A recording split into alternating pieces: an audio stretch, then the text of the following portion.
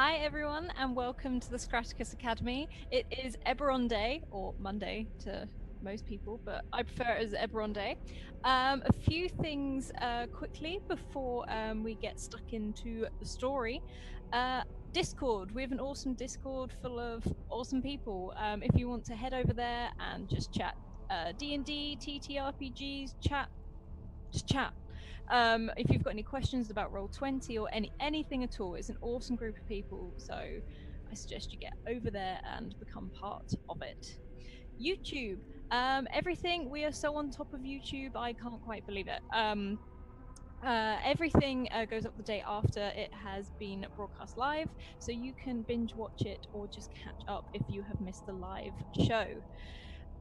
Twitter, if you want to get into one of these games or like one of the viewer games, we are fully booked till season 2 currently. However, there are going to be even more viewer games next season, including the Cypher system. So just drop Scrat a DM on Twitter and you'll go straight in the diary and we'll get you into a game ASAP. We are now full time. I still can't quite believe it, and it's thank you to all you guys. So thank you so much. Ways you can support us are either by donating for the Wild Magic Surges. We have merch, which we get through Redbubble, which has some really awesome stuff on there, and we also have Patreon, where you can get sneak peeks or stuff that won't even get to Twitter or Discord or anything like that. We've got ringtones, artwork, videos, awesome articles. It's all go go go. And the articles, however, are free, so you can just head over there and give them a read. And I will, because they're really, really good. Also, we've got some awesome sponsors. We have Bird in the Storm, who produce some awesome content, and looking forward to working with them in some upcoming bits, which I'm very excited about.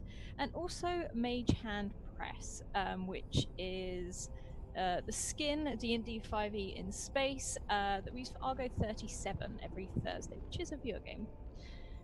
Apart from that, Wild Magic Surges every 10 retweets, or you can gift them to these poor players yourself if you so wish. But other than that, we're going to hop around and say hello to all of our wonderful players. So let's go clockwise. So, Kaya, or Derek, as we know you at the moment. Muted. Hi, everybody.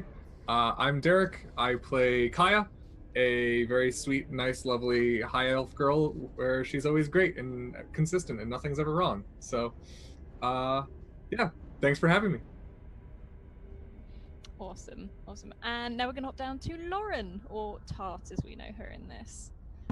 Hello. Yes. Hi, everybody. I'm Lauren. I'm That Salty Ginger over on Twitter. She, her pronouns for me, they, them for Tart, who is a changeling bard, part of a totally not sketchy at all noble family back in Sharn, very innocent, above board. Everything's fine. Yup. Uh-huh. Yes. Awesome. And then we hop over to Tool School, or Sweet Poor Innocent Vesh. Hey, how are you guys doing? I am excited to be here playing Vesh, our Kalishtar, who is, he's young. He's just trying to find a place to call a home. And he's going through some weird and interesting times in his life. And I can't wait to jump right back into this. So let's get this thing going. Awesome. And last but certainly not least, Emmet, or Ash. I am Ash, and I am playing Emmet, who is a warforged just trying to find his way in the world. And, you know, maybe find some redemption for the things that he's done in his past. Awesome. So last week, the party was reeling from Talon, who was kidnapped and taken by this strange cult or religion. We're not too sure what it is, called the Dark Six. And then they ventured into the library, a very strange library. It seemed like a normal library to begin with, even the crazy little sort of like halfling at the front, Rosie. And then at the back of the library, they found the restricted zone, where things just started to get a little bit weird. And they met a very strange, little creepy shuffling old man who showed them a couple of bits and bobs, and then they. Okay. Manhandled. And then they met one of Tarlin's friends, who advised them as part of the King's Dark Lantern group, and showed them a way into the Dark Six Temple, which was below the library, as it opened up in the moonlight. And also we got to see Emet speak to animals for the very first time, which was cool. And then as you snuck down these many steps down into the darkness, you heard chanting, strange, heavy chanting. There was a corridor, and Kaya decided to go ahead and check around the corner. However, Kaya started to get a splitting headache, like a painful pounding in her skull. And Vesh tried to coax her back quickly, and as she did, she heard a voice in her head say, "Wake up." And I think that's where we'll pick up from this time. I think that is the signal to retreat. We are in way over our heads. We're going to go now, all of us. What about Tarlin? I don't know, Vesh. Something's wrong with Kaya. Again. So I think the best thing to do is to move, because if there are hundreds of freaking cultists around the corner, we are going to be overwhelmed very, very fast. So remind me, that's sort of like off to like down a hall. Down a hallway. But does the stairway continue to go down? I remember you were saying it was just like darkness ahead of us. Yeah, so what it was, you went down the end of the corridor, or Kaya went down the end of the corridor, which opened, you sort of, if you stepped like a couple of steps to the right, it opened up into a doorway which showed all these monks and all these hooded figures. However, in this corridor, you could also go left. Okay. Into another corridor. Can't we just like not go that way? I mean, I know they're on the way out, so we have to be careful and quiet. Right, Vesh. I know, but I don't want to leave Tarlin. I don't want to either, but if we're going to have somebody screaming about their head, we're all going to be in danger. That We is a can- good point. Maybe. Don't suggest splitting the party. Don't suggest splitting the party. Don't do it, Lauren. No, we are going to, okay. I think I still have enhanceability up on Vesh. Yeah. Okay. Fine. We will go the other way, quickly, carefully, quietly. Kaya, are you there? Kaya is just sort of not convulsing, but shaking. Her face twists every so often, and she opens her mouth.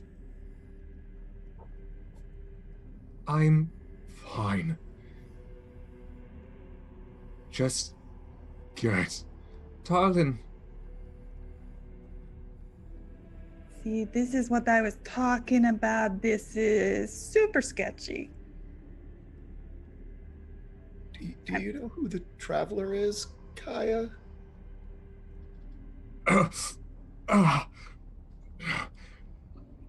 Try to not focus too much on it, Vesh. Just worry about Tarlin. If you're having some kind of experience, you're going to put us all at risk if you can't keep it under control. So either you can or you can't. If you can't, you leave.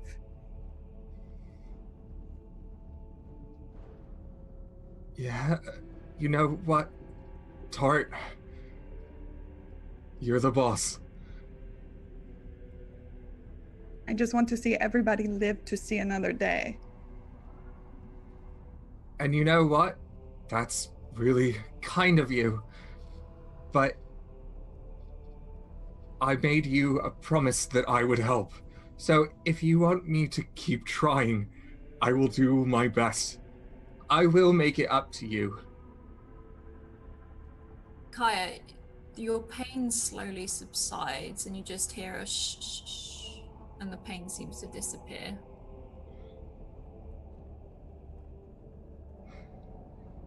It's better for now. Look, we'll make this fast. I promise you that. Okay. Let's move then. So we're gonna start making our way down the other corridor. Okay, I'm gonna get you all to roll a stealth or dexterity. You're gonna do it with advantage because this is loud. This chanting is loud. And I believe I gave Emet inspiration at the end of last week I too. think you did, yeah. That's right. I have that marked off. What is your inspiration right now? Nat 20. It's a D8. Awesome. 21. Everyone just. I buff. I'm a bard. I buff. We slowly disappear into the background and show up in another campaign. Oh, we're all doing well. What's that? Yeah, but here it comes. I was gonna say I'm waiting for Vesh, but Yeah. Come on, buddy. Come on, buddy. He gets extra super yeah, I was advantage. gonna say, don't you get? That What is is a it you bit. got on top of that? It would just be I get advantage. That's advantage. what enhance ability does. Okay. Extra super So, secret what- advantage. What's the order you guys are walking down this corridor? I I believe would. Emet was at the back, Yeah. if I remember right. Yep, I think we had Kaya at the front, me right behind, and then I think Tart was right behind me. Mm-hmm. Okay. Yeah. I So will catch you. Oh, you're buddy. you sort of get towards the end of the corridor as you're slowly creeping into this darkness. As you reach the end, you see the doorway off to your right, where you can hear this chanting. And then off to the left, another corridor goes into darkness.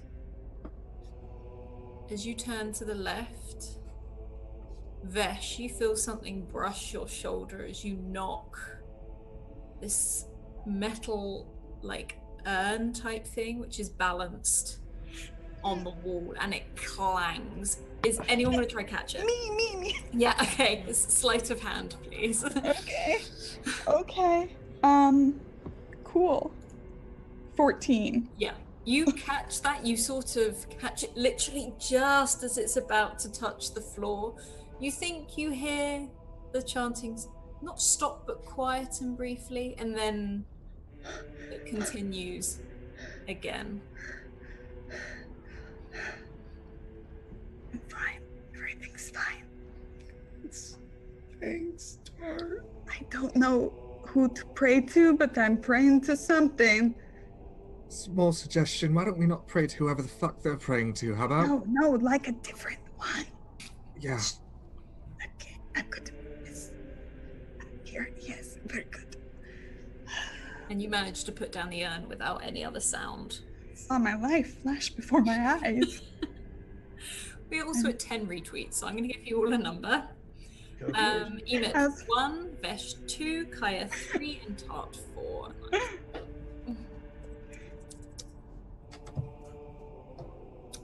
Two. Oh, that that's is me. Vesh. Mother of roll a pearl. 1d601, please. 1D601. 601 damnations? Oh my god. 19. One of those really early ones. Oh, that's probably one of mine. So now that you have sort of stopped this urn clanking in the darkness, you turn to your left. The only light you currently have is coming from the room of the chanting hooded figures. And you can see this corridor stretch long into darkness, and then you can see it makes a right turn.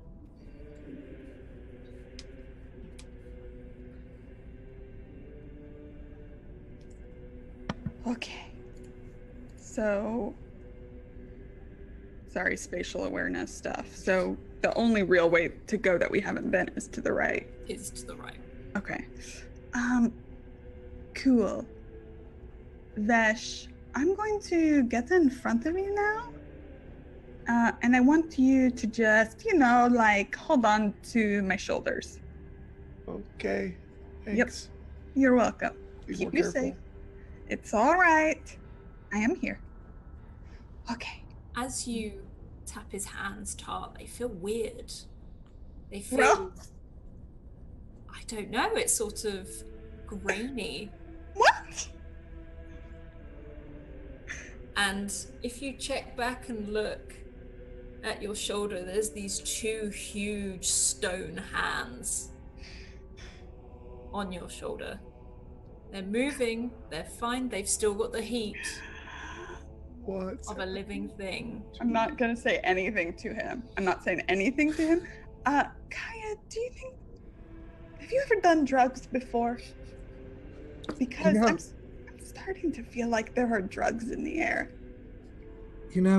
Honestly, Tart, I'm starting to feel with my headache I could use some.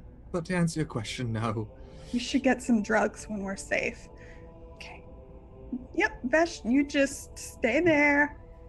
Okay. yeah. Everything's super good right now. I feel very safe. It's probably quite dark. Vesh, you probably haven't seen. Yeah, because I don't have dark vision. Yeah. So you might feel like they're quite weighted, but it's not anything dramatic. You're quite used to like your body. Yeah, my hands probably always feel awkward and big and too heavy. And what about Emmet? What is Emmet doing? Because Blue is slowly just trundling after, and you can see his eyes have lit up as he tries to create some light down the corridor. I feel like Emmet is doing both this job of scanning everywhere, even though there's like nothing for anything to jump out of, but still just scanning everywhere just in case. And at the same time turning around trying to like parent Blue into being quieter as they're going down the stairs, like, here, just, okay, yeah, good job. And you'll see him do a very slow nod every time you say good job as he does it. And you come up to the corner. Are you just gonna go straight round, or literally all just Scooby-Doo style? I would like to Scooby-Doo this with Kaya since I'm close to her now. You look down into another dark corridor. And there seems to be little insets on the wall. There's definitely something on the wall. All the way along the wall, lots of small things. I'm going to take the crystal that I imagine I would have picked that back up because I remember I had dropped it at the end of the hall. I'm just going to kind of take it and roll it out closer into the room. As you hear this glass sound as it rolls, like, and it disappears to the middle of the corridor and lights up. It's not like a blast of light or anything, it's just like a glow. And you can see from floor to ceiling, there are just masks all the way along the corridor. Plain white masks, black masks, decorated masks, wooden masks, littering. Some are painted, but they literally cover the two walls. I feel like this is actually more artistic than I expected.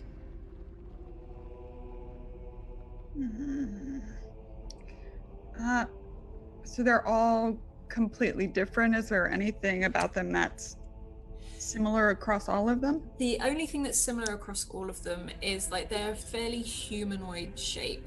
So it's like the classic, like the theatre. So in fact, Tart probably would have seen it. Like it's the theatre typical, Yeah.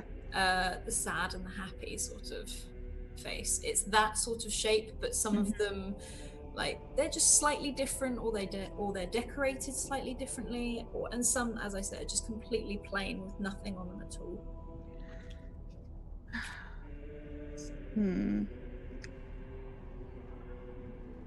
All right. Well, I assume you were getting a better visual on it. I have a confession to make. Those are fun. For an elf, my dark vision's never been very good. Okay. I can see pretty well. They just look like masks. Alice, do I see anything? Does one stand out? Do I see anything else in this corridor besides the masks? Could you roll a perception for me, please? 11. Okay, in this corridor, you don't see anything that really sticks out, any mask in particular. Some of them feel more like realistic than others. Some are very plain, some are very realistic. It looks like a face hanging on the wall. And there are a couple of doors along to the next turning. Now that we've established that it's mostly empty other than these masks, I'm going to walk out into the center of the room, pick my light source back up. And I'm going to start looking around at these masks, and there's a sort of moment where it doesn't really look like I know why, but is there like sort of a sort of black and white one split down the middle? There don't seem to be any that simple. Like I know there's some plain ones, but they seem to go from very, very plain to very ornate. Okay. In that case, I'm going to find a plain white mask. Yeah, And you can find those. There's a couple of those. I walk over, and not even really knowing why, I put one on. Yep, you can just take it off the wall and you can sit it on your face. When I notice Kaya do this, Emet will inquire of Kaya, did you notice, out of all the hundreds of cultists in the other room, or whoever they are, did you notice them wearing masks? I don't remember. Was that? They all had their backs turned to you. They all had the backs turned, yeah. No, they all had their backs turned. But something tells me that maybe these masks might be useful. If we could find robes, we might be able to get by with these. I just like this one in particular.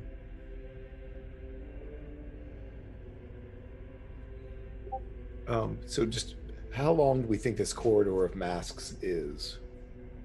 It seems to be quite long. You can't quite see the end in the dark, but you're pretty sure it's not like a never-ending corridor. Right. It's more probably like a walkway to another larger room.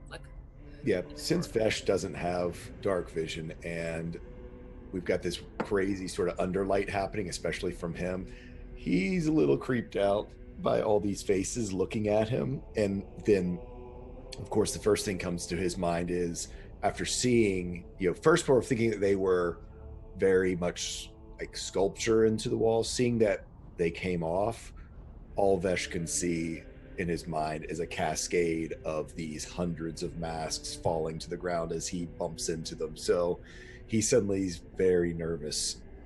They break? I don't. That's a really long hallway and lots of masks, and they look like they could break. What if we crawled? Just Okay. be a dear and stay away from the walls, will you, Vesh? Yeah, how wide is this hallway? It's wide enough. You won't touch. I mean, it's like 10 feet side wide of or so. Yeah, it's a big corridor. Yeah. It's... yeah. I think we got to get to the end, though, right? Yes, we should move. I think there's something to be said for Kaya's idea about getting masks, but I also worry that if anyone comes behind us, I don't know if they have this is Bob the cultist's masks. No, this is Cyre the cultist's mask. So, I don't know. Kaya lets out a small chuckle. Well, then in that case, wouldn't we be better off with a full fleshed out disguise of, hello, I'm Bob the cultist? Maybe. I mean, after all, you are our master of disguise, Tart. Yes, just pull my big robe closed over my outfit. I don't think I ever changed. So, yeah, but I just have my big black cloak. I go and I'm going to look for a very fancy, very sort of decorative mask. Yeah, there's, in fact, you can see Blue looking at some, just sort of tapping them and looking at them, and he picks one up and puts it on his face, and it's like a Venetian mask. And he's just, he's not really reacting, he's just looking as if he's trying to find something from it. So there's where there's a few of it like that. I go over to it and I take it off the wall and I'm hold it out to Tot. This one seems about your speed. I'm going to say it's an actual Columbine mask, and I will put it on. Yes. I'm then going to look for any that look like they're in abject nervousness or horror.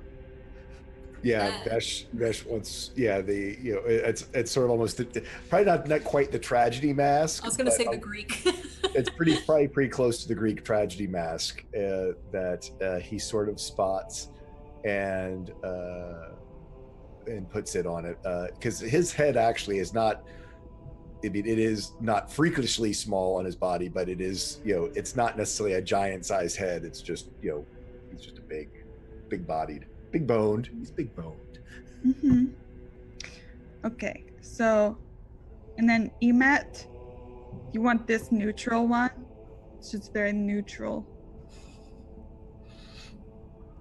Sure. I feel like a mask will not necessarily hide. No, it's cool though. Well, we just have Vesh to find you robes, don't we? looks around. Is there any nature theme mask? There are some wooden ones with wooden carvings, but that's about it on the Vesh nature side. sort of just points to Tart and goes, I like the one you chose, but maybe that one? A really good one, Vesh. Okay. We are not shopping. Okay, hurry up. I was about to say you're shopping again. Okay, yes, I put it on Emet. Okay, we're going to move. Vesh, you crawl. Yep. She's getting really antsy that we're spending way too much time here. Yeah. We're all masked up. Hello and welcome to Kaya and Tart's 5-Finger Discount Mash Shop. There. Quick question. So you said there's a couple doors before the end of the hallway? Mm-hmm. Left, right? There are two on your left. I mean, that's just sort of in the middle, so other people will get to them first. Mm-hmm. Do they have bars? Are they solid? They seem like just normal wooden doors. They're not like heavy or anything like that. It looks like they were probably an alcove and someone's just put wood up as for privacy. Can we hear anything on the other side? You roll a perception check for me, please. Lovely. You check out one door, I'll check out the other. Yeah, 19. 19. I'll check the first one that we come across. Okay, so there's one closest on the left, and you can see some masks again around it. All of these masks are painted red. And you can still hear the chanting from the other room, but you can also hear the murmurings of another within, which is almost like a chant, but it sounds like words rather than actual singing. There are cracks and things like that. Like I said, these are like someone has put planks of wood awkwardly up against each other and just fixed it. Okay. I'll probably try to peek through hearing that. Yeah, you as you look through, there is another person huddled down and praying very much like the others. But he is sort of side on to you. So you can see that he's got a fairly humanoid face. And there seems to be not a shrine, there's just something there you can't quite see from the corner of as you peer through the gap, but you can see him clasping some like incense or something as the smoke wisps around the room, and you can smell just the heavy perfumed smell coming from the room as he chants and he rocks backwards and forwards, almost like he's lost in a trance. Mm-hmm.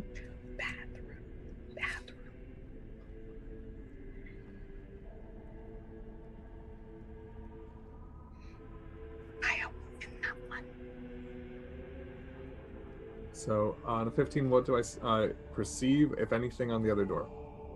There is nothing in the other room. It looks completely empty.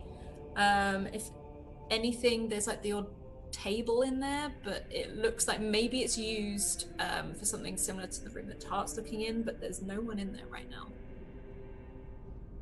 Okay. I just poke my head back around and I say, this one seems to be clear. Okay, so we know where to come if we get in trouble for a quick break. This is the break room. Okay. I think we should keep moving. Agreed. As you continue to move down the hallway, behind you, you hear a click. As that door opens, and you hear that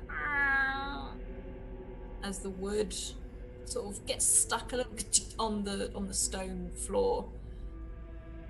And Are we around a corner yet? You're not around the corner, but where the door is opened, you're effectively by that door. And a monk in a red robe steps out. He doesn't look at you.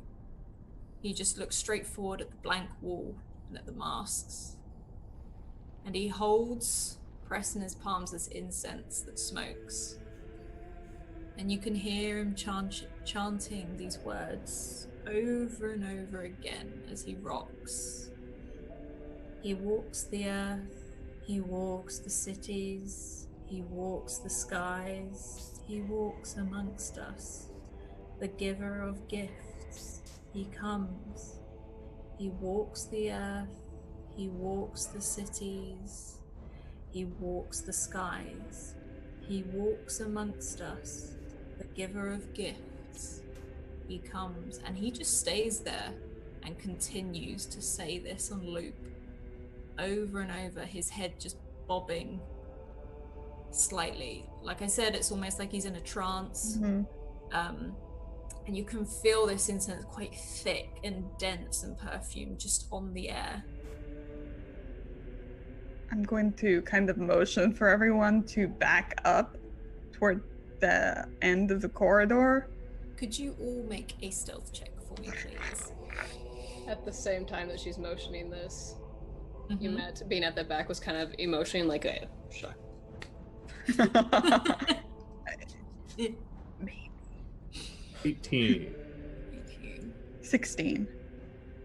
Let's see what Vesh rolls. So we before At we advantage. At advantage, Yep, yeah. at advantage because of the enhance ability. Come on, Vesh, my boy. Oh my god. Okay. As all of you start to stealth away into the darkness. I actually, because I was thinking of it before, he sneezes from the perfume.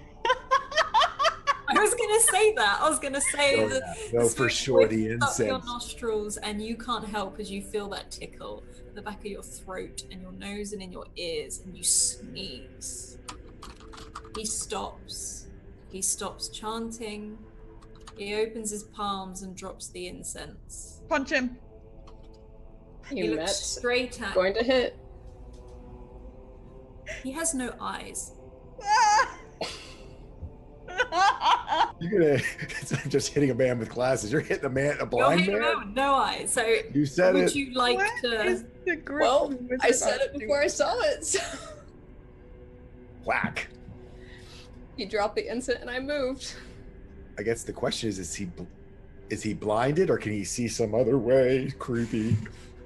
So Emet, are you just walking up there and outright punching this guy in the face? Yeah, I'm gonna say Roll that for the me. moment Vesh sneezed and Met started to move. Okay, as you punch this person in the face, like, can you roll damage for me, please? He sort of rolls back, and you feel like a wave is sent down the corridor, and he stands bolt upright again. He turns and then walks back down the corridor in the other direction. For like just an open fist, what would you like me to roll? I think it's 1 plus your strength modifier, Yeah, correct? yeah. 1 plus my strength. Yeah, I don't think it's actually a roll. I think it's flat. It's 1 plus strength. Yeah, unless you're a monk. Unless you're a Juggernaut Warforged as well. Mm. Oh, that's right. Which you are. So if it's you're a Boy. Warforged Juggernaut, you're gonna do 1d4 if I recall correctly. Sweet. Let's see. 1d4 plus strength. Yep. That makes sense. All right.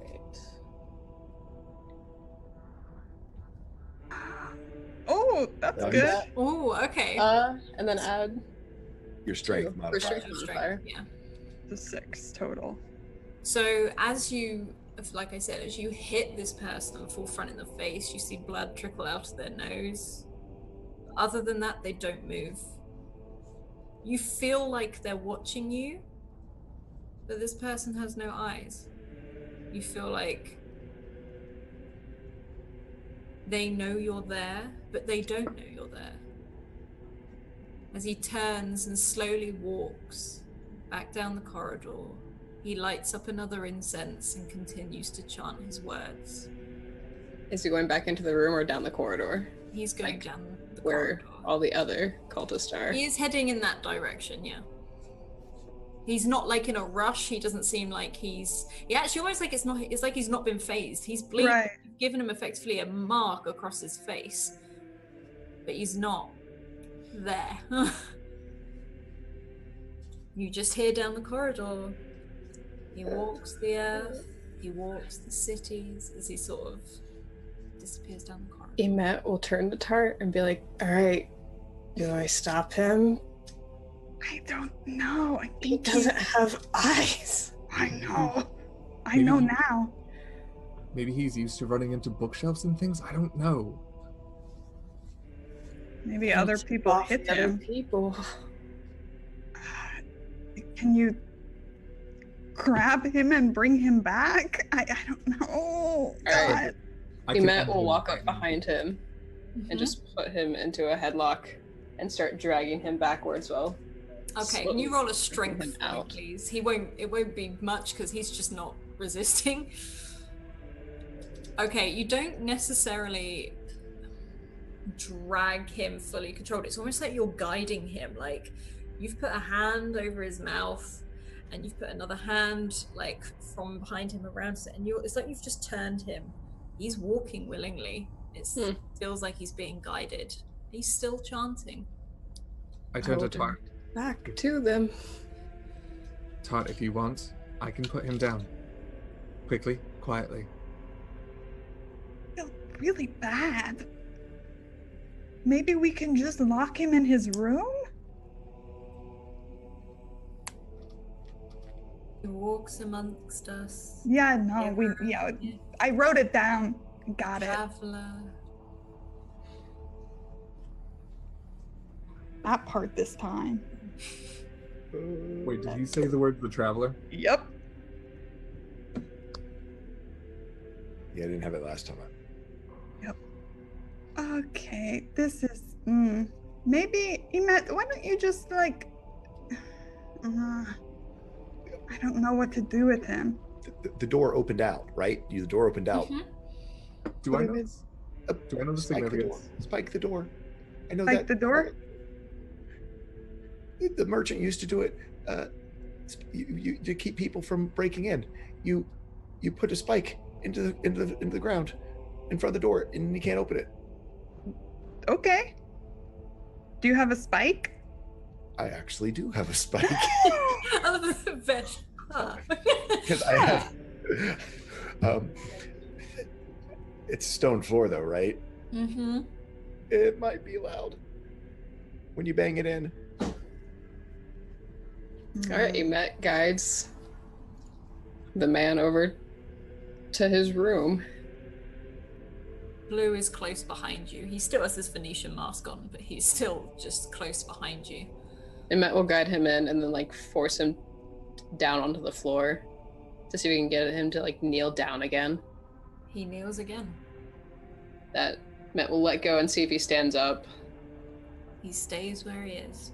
and then slowly backs out. Ooh, tart. Because we can't make any noise. Right. I assume this door has metal hinges. Yes, it does. I put the metal spike up against the metal hinges and go, do your thing. Make it hot. Oh, okay. I can do that. I have a second. Yeah, I have one slot Oh, left. does that burn up your No, I still have two third level slots Okay. and all my first, so I'm okay. Okay. I'll do that and I'll heat it. I'll weld it. Yeah, you seal this door completely shut. If you look through the gaps, he's still remained kneeling where Emet has left him. And you just still hear him chanting over and over and over.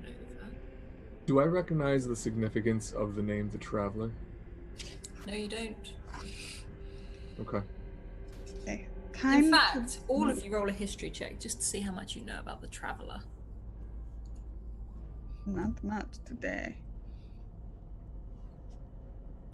Including me or except for me? Yeah, and including you.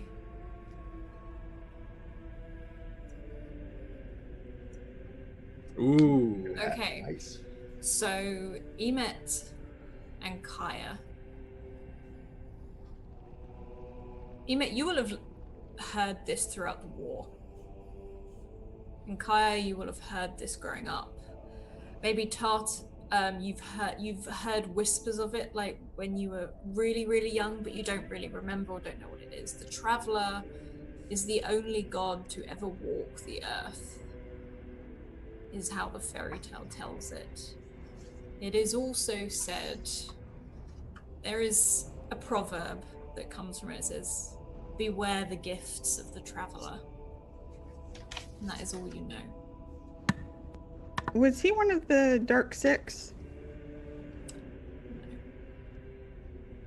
Cool. Okay. Great. Now we really need to move because we have made the mark. I mean, it kind of, it's like up against, so it's not like immediately obvious, but we need to move because now we've left the mark. Okay. To what degree am I aware of having heard that name in my own head? Do I remember Literally that? just that. Literally just that. You know the story, you know of that it's said to be the only god that walks the earth itself. Okay. But I don't recall the psychic message. Nope. Okay. Do I recall the voice? Vesh probably will. Whereas the headache has pierced Kaya's. Yeah, basically, yeah. You were too It was almost like a screaming. much in pain, right? Kaya, That I heard because I'm immune to psychic. Okay. Yeah. When he says the Traveler the second time, I go, that was the voice that hurt Kaya, or it said time to wake up. The Traveler's returned. So I guess We are so in over our heads. So much. well, we should hurry then. Yes, okay. Keep crawling, Vesh. Oh yeah, I'm gonna go to the end of the corridor. he's like the I'm little kid doing the freaking speed out. crawl. Got my ruby slippers on and I'm freaking out. Yeah, you all head to the end of the corridor, and you see another set of spiral stairs that go further down into the earth. And you can feel a distinct drop in temperature just by being at this point.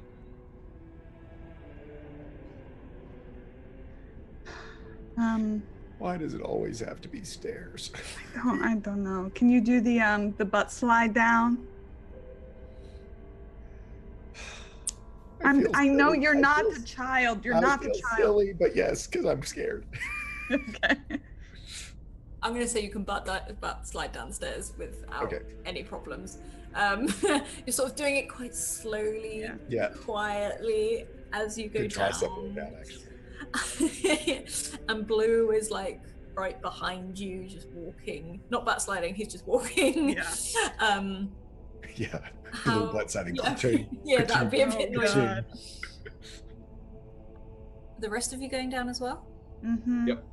I want to keep an eye out. I don't trust these culty architects. There are no more masks on the wall as you go down here for this. There's a lot of alcoves empty with nothing in it at all. Very much like the alcoves the masks sat in, but there's nothing here. And you're heading down the stairs. And you, like I said, you feel the temperature drop. You sort of physically shiver at how cold it gets as you get deeper and deeper. But the chanting still seems to ring around the walls. And you arrive in not really a corridor. It's not big enough to be a corridor. Like a landing. And to your left, there's a short set of stairs where you can see into a room there. You can see the room from there. And the same the other side. Can we see anything in the room? In the left room, you can hear shuffling. In the right room, you can't really hear anything. You do hear water droplets. But that's about it. You can see lantern lights as well in both rooms. Kaya, you're quiet usually when you're not screaming in pain. I think I hear something over there. Could you peek? And I'll peek over here on this side. I'll do what I can, yes. Yeah, I'm gonna go check out whatever it is over there quietly. Which way were you going, sorry? She's gonna go left and I'm gonna go right to the water. Okay. Kaya, what you see as you step down the stairs, it's like a cell. There's a couple of cells in this room. There's puddles on the floor. And there's no one in these cells. There's someone actually outside of the cell chained around their foot. And that's the shuffling you can hear as what looks like a teenage boy is just shuffling around, not really caring that you've looked into the room. He's just walking circles, and every now and then he picks up the lantern from the table and moves it to the other table and repeats it over and over again. I am going to take that all in, and I'm going to nope out of the room. Yep, you can do that. I'm on the other side looking into the one where I heard the water dripping. Are you doing it stealthily, or are you just... I'm trying. Yeah. You roll a stealth check for me, please. Yeah, I'll use my advantage that I have. Okay, 19. Okay. You can peer around the room, and as you look in, again there are cells either side. There is a table at the front with a lantern on, puddles on the floor, and in the far left cell you see Talon sat, huddled up. And I think this is the point we're going to have a quick break. So we're going to have a quick 5-minute break for bio break or coffee or whatever. Those going, go. And we're just going to have a quick chat for a moment with Kaya and Emet. How are these guys feeling right now that they're in this dark place? This is probably the darkest place you guys have been so far. Probably. So finally finding Tarlin is exhilarating. And now I definitely can't take my eyes off him. Ever. Kaya sure as hell needs an ibuprofen. That's what she needs right now. She needs an ibuprofen and a nap.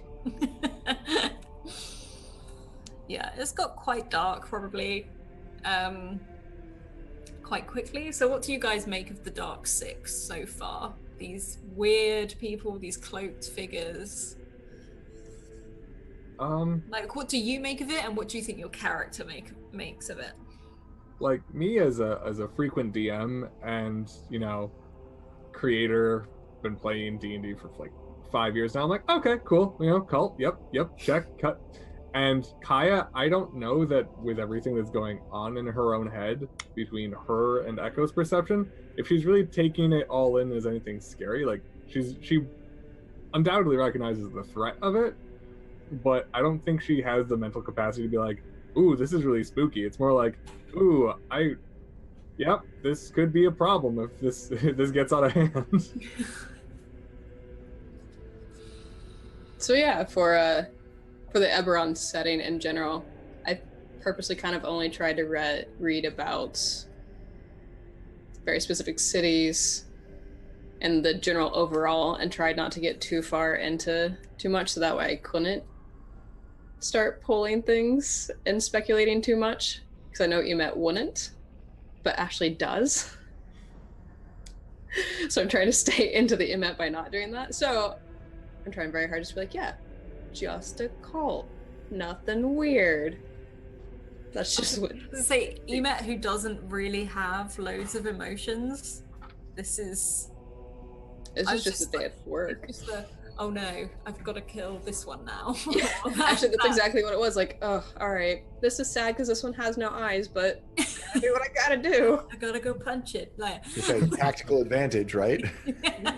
Damn it! It's like, oh, they can't see me. Doink. Well, how did you feel about the eyeless person when it turned around? Oh, that's creepy. That's undoubtedly creepy. Yeah. Yeah, I thought eyeless it was monks. Perfect the way it worked. Hall of Masks as well. Right. Let's Very jump creepy back into it. So you see Tarlin sort of crouched down. He's sort of got his head in his knees. And What else did I see in here? There are other cells.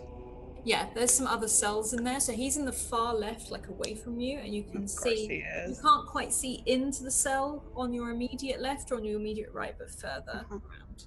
Cool. Great. Of course. Okay. I'm going to. I'm not gonna get too close to the bars. I've played that before. I'm going to pull up the hood of my cloak, and I'm wearing the mask, and I'm just going to. I'm gonna walk forward. Is there any light in here? Yeah, there's a lantern on Right. one of the tables closest to the two back cells. It's not giving off a load of light, but it's a lot more than your crystals were giving. Great. Okay. Yep. I'm gonna just walk like I belong there. Yeah, you walk up to the cell. Or are you walking up to Tarlin's cell specifically, or are you walking around the cells? I'll walk towards Tarlin specifically, just staying in the middle of the row. I don't want to get too close to either side. Only Tarlin is in this room. It looks like some other people or whatever has been held here before, but they're not here now. And Tarlin is just rocking himself quietly. He doesn't seem to react to the fact you're in the room or anything. I'm going to kneel down and take off my mask, and then realize I look like Ophelia and change as I take it off. Right. You can quickly just sort of switch. And his head is still in his knees.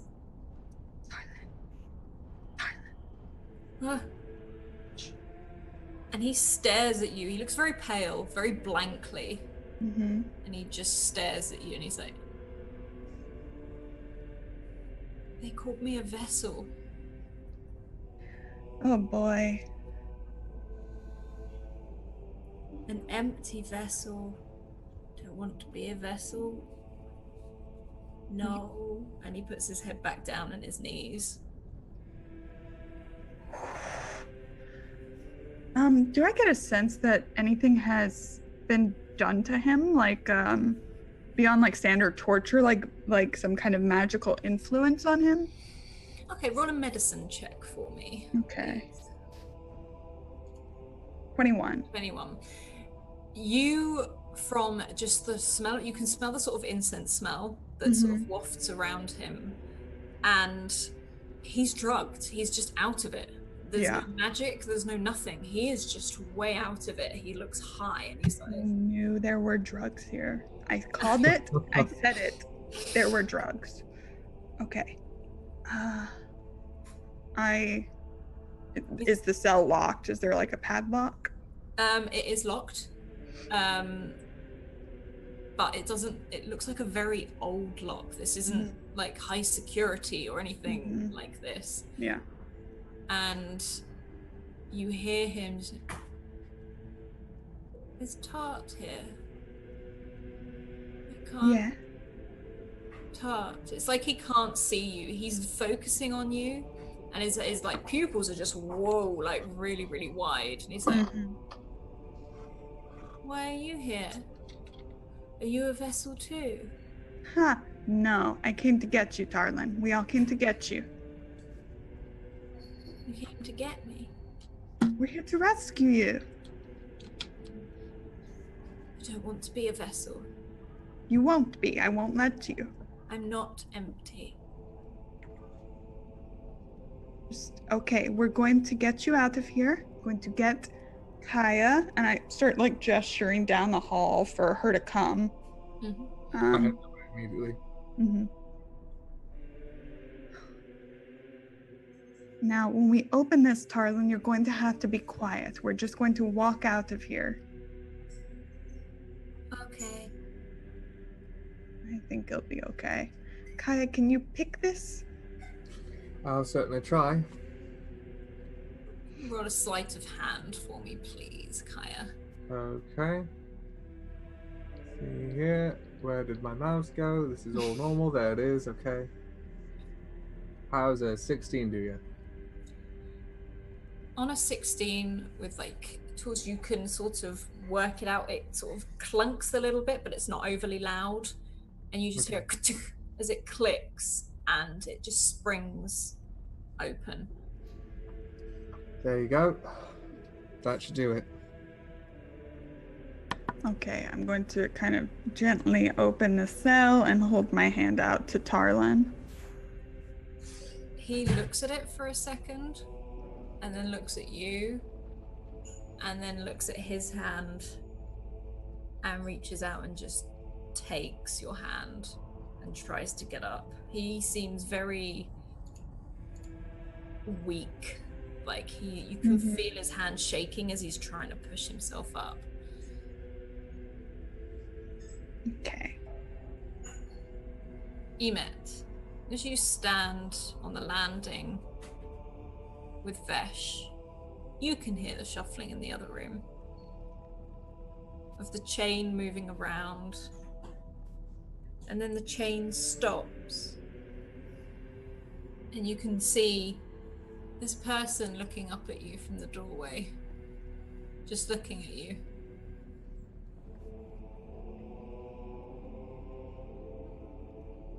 And it is a very frail sort of 16, 17-year-old boy as he just looks up at you. I will take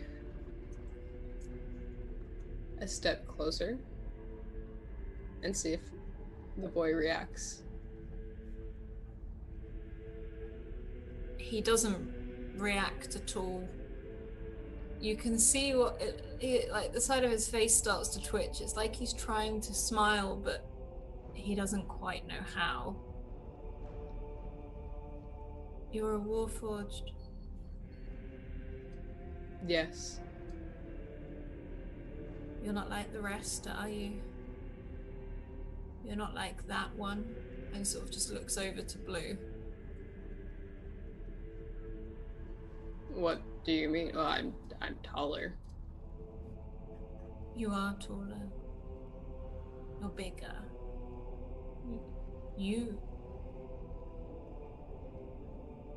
You're like, and he's sort of like squinting a little bit. He's like,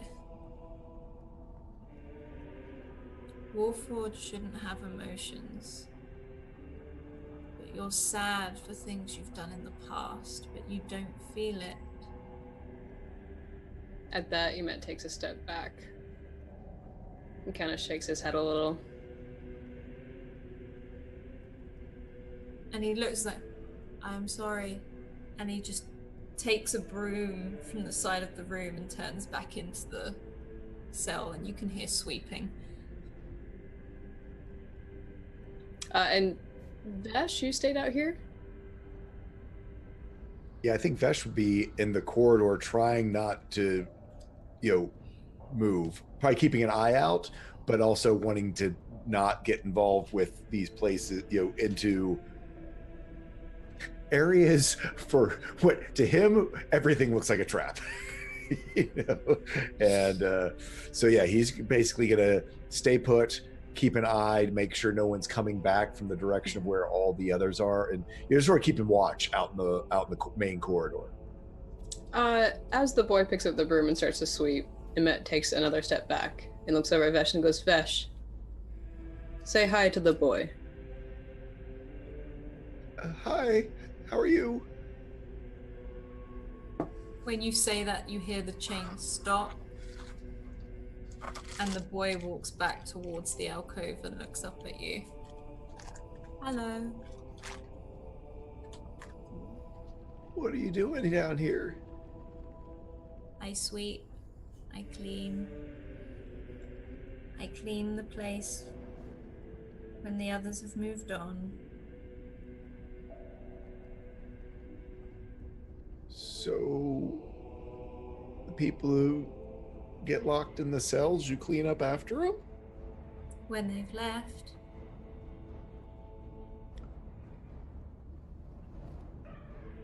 Do you like it down here? I see you're chained to the wall. I don't know. I was a failed vessel, so now I stay here. Matt's going to inspect the boy's chain as Vesh is talking to him. Mm-hmm. Are you going down the stairs to the boy then? Because he's just down like 3 or 4 steps. He's not like far away. He's literally just... Yes, as long as I can keep an eyesight of, I guess, the area and Vesh and the boy. Oh yeah, but you're so tall, you literally can still see over the landing bit, just into the top of the other room, and Blue is stood by Vesh. Perfect. Blue, keep a lookout, and then I'm going to inspect the chain, see if it's old, rusted, see how the lock works. It doesn't look old, but it certainly looks worn. You're guessing he's more held here because of how weak he is. He looks quite frail, but he doesn't look like he's starving, but from being down here, you've probably guessed he just has no strength. He looks at that. You don't like my chain? I don't like it either. I don't like your chain. Not a fan. But Can you take the chain off? Or does someone else take the chain off? I don't know. It's never been taken off. well, let's take care of that right now then. And Vesh, if I can assist Emmett to give them advantage on maybe breaking the chain. Okay, do you both want to roll a strength for me, please? Are you literally just trying to break this? Like, I mean, are we talking like this is like pinky size links, or is it like thumb no, big? this is Yeah. like a thumb and a finger. Like, it's not super thick, but it's quite Okay, thick. And it's like on the wall and round his leg. Oh, Let me see. Vesh, do you have another spike? well, yes. They're my tent spikes. So here you go. Okay, so they're not very thick. I mean, yeah, they're not. It's a, I mean, yeah, We're it's like going a tent to spike. It's not a railroad spike. take kind of like the corner of the steps. And then for the first time, he's going to reach not up here, but back here. And he pulls out his hammer. Mm-hmm. And he'll attempt to, like, smash one of the links against the edge of the step. Okay. Could you roll straight up weapon attack on this actually for me, please? Alright.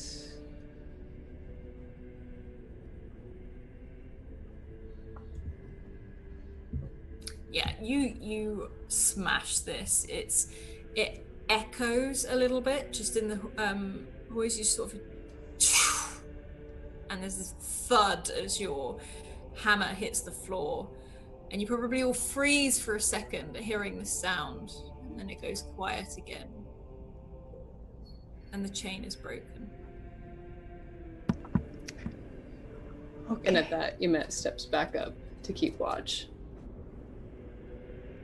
And the young boy looks at the end of the chain and holds it, and then looks at Vesh. I don't think you're a failure. Everything looks pretty clean to me.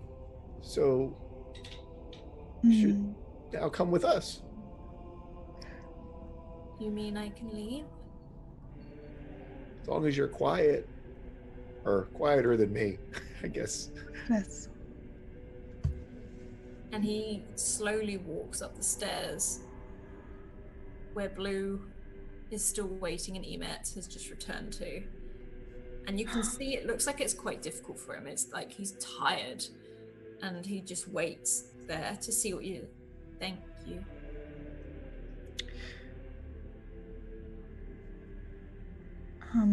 I start with Kaya's help if she'll offer it, moving Tarlin toward the middle with everybody else.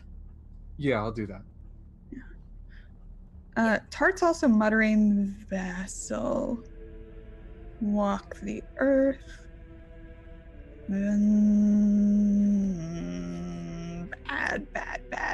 Bad. Okay. Hi, everybody. We need to get the hell out of here. That we Yeah. do. Vesh, who the hell's that? It's the boy. He sweeps. He's coming with us. Hello? Sure. Fine. Ymet will ask the boy permission, but offer to carry the boy since he looks so frail and weak. And so that way he doesn't hold them back. He looks to you and just nods. He looks quite shy, sort of like shoulders up, like almost like he's trying to just retract away from everything. And he's like, "Can I take my broom?" Yes, you should take your broom. It's good to have a purpose. Thank you. And he just walks over to Emet, puts like his head down, but just waits to be picked up. Okay. I think Time to go. we're leaving. We're going to try to find Captain Arian? Was that right? At the top of the stairs. Yes, if she's not there, we go straight to the castle. Okay. So Yeah. you start to Backtrack. leave. You're walking down the corridor, and this new young boy, he's very quiet.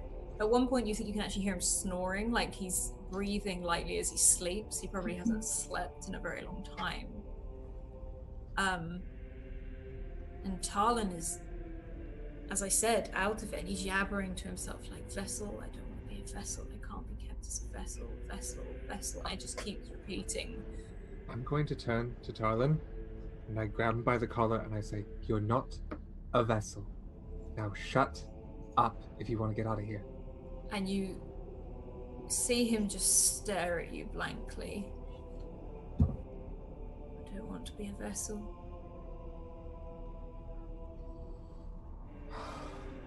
I don't want that. It's not right." No, it's not right. But just listen here. You're not a vessel. You're not going to be. We're done here. Now be quiet so we can leave. The pain in my head is not worth you muttering and ruining it. And he blinks like really slowly.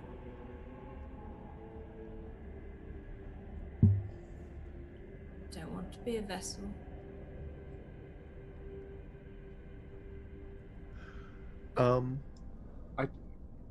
As Tarlin continues to mutter this, Vesh just puts his hand out onto Tarlin and just starts whispering in Giant. "Storm, hill, fire, cloud, strength of old, both old and proud. Watch my sleep till dawn arrives. Darkness flees where good heart thrives, and casts protection from good and evil on him. If he's possessed, he has advantage to try to break. Possessed and or charmed. And can't be possessed or charmed if he's not already." As you do this, he breathes like a sigh, like a weight has been lifted off of his chest. He's still not quite with it, but he looks like he's relaxed a little bit, like he's calmed down. And as you walk up the hallway, you see the left turn, well, up the stairs to go down to the corridor with the masks on, and you all step round the corner. Oh, she's changing the music. She's going to change the music. No, you don't need to roll anything, Alice. No, don't worry about it. We There's no need You're all to good. click on You're things. all We good. won. We won D&D. You're all good. As you turn the corridor, Vesh, it's like you step somewhere completely different. As you step down and you look down at your feet, you're on grass. There's heavy chanting. You can still slightly hear it, but it's so distant right now. You stand outside a towering temple. Giant stairs are reaching high up into the sky. And the stone off this temple starts to gleam as the sun bounces off of its shiny white surface. Vines weave around this really beautifully carved sort of depictions on this temple. It's like you're in a jungle.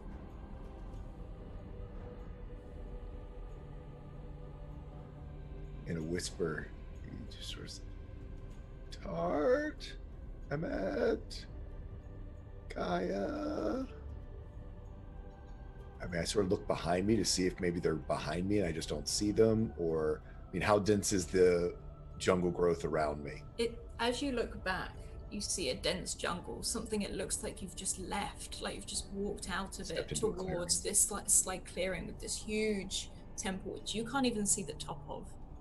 It's almost like the sun is rising up behind it.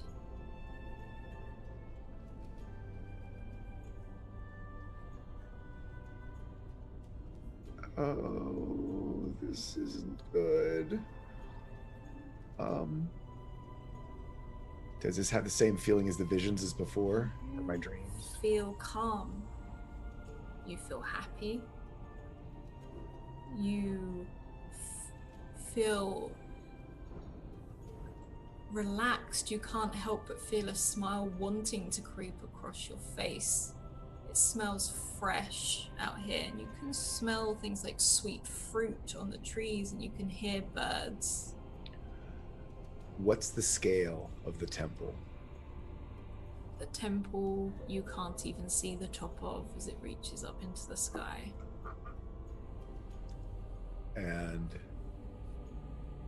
as this wave of calm goes over Vesh in this oversized place with no vases or pretty things that might break, it's grass and leaves and things that if you fall on, they grow back and are fine. And this giant, marble temple that looks so solid he can't knock it over. He kind of lets the smile come to him and goes, "Is this home? Did I make it home?" A woman stands beside you. It's like she wasn't there before, but you recognize her. You saw her in Cyre. And she's like, "Yeah, it is, sweetie. Look at it. Isn't it beautiful?" As she sort of looks up and looks around. So Vesh is his size now. You are normal your size. sized. She's normal human size. Yeah, so he's still close to 8 feet tall and sort of looks down. "Mom? Is this it?" Wow. This is one place you could call home. Pretty, isn't it?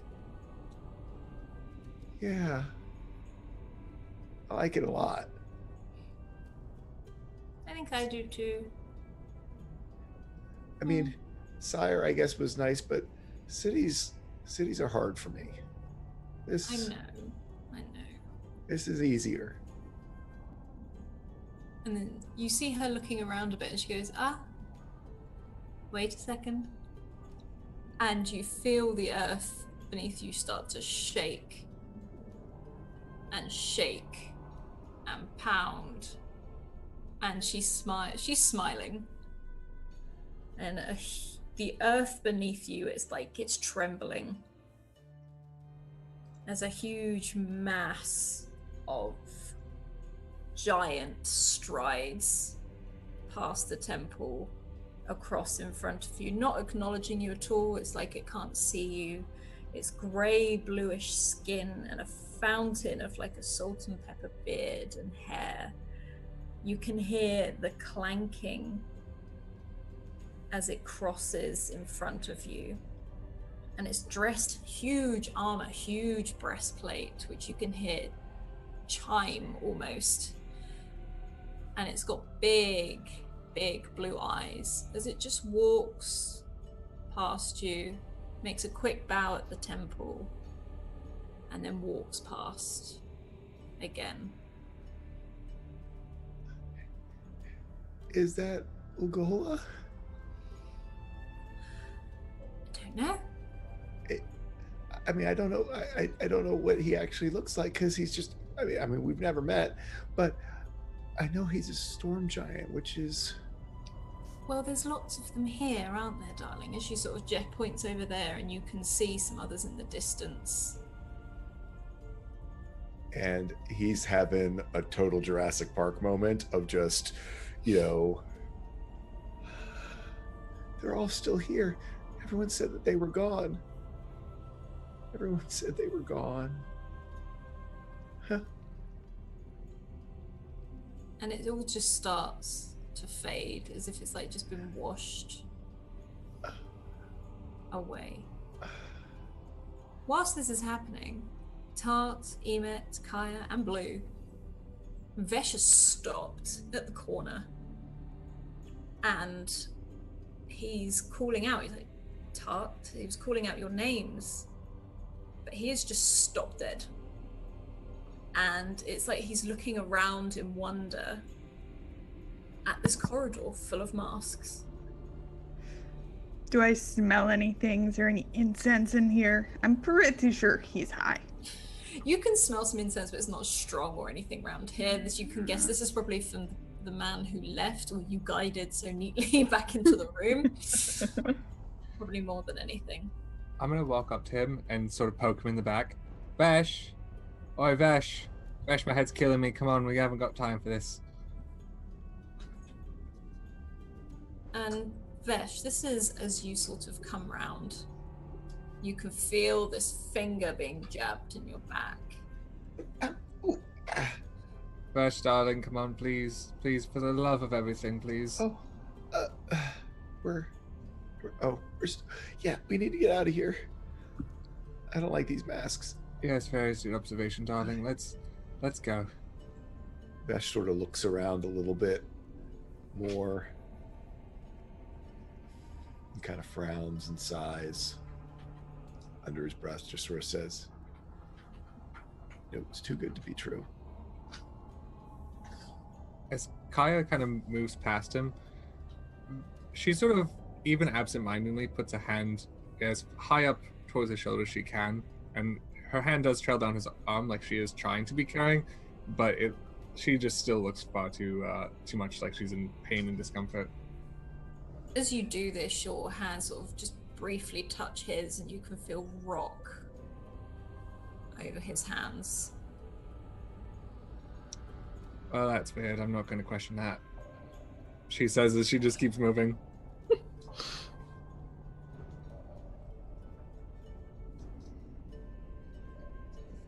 Yeah, I mean, Vesh will start moving again, sort of now coming back to reality.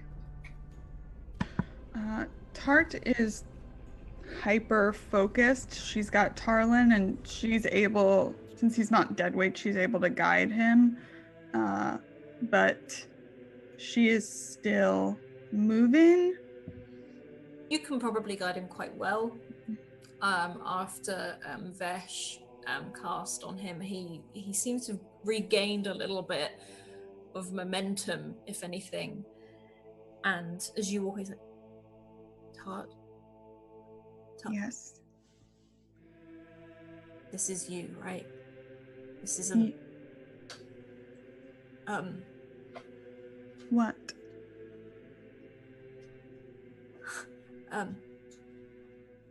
Nothing. Nothing. It's fine. I just wanted to check it was actually you. Have you been seeing me? I've seen all of you down here. It's not you. Do I know it? He sort of like pokes you gently, just like in the side of the face, like he's not really thinking, he's just poking. I thought you were a member of... And he sort of leans in. He's cabinet of faces. And he just sort of gestures along the wall at all of these masks set on the wall. You're not, though, are you? Right? No. Okay.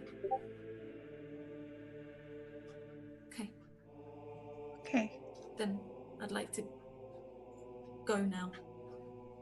Yes, we're going. We have a way out. Okay. Who's walking at the back? Matt would be walking at the back, unless Blue was behind him. Blue would probably walk side by side with you if you were at the back. Emet, you can hear whispering, like whispering from somewhere as you watch everyone start to walk down the corridor. I will stop And Blue will and stop. kind of go into almost like a crouch, more of almost like a fighting stance, like just the knees bend a bit more, and start looking around to see if I can see where these whisperings are coming from. Can you roll a perception for me, please?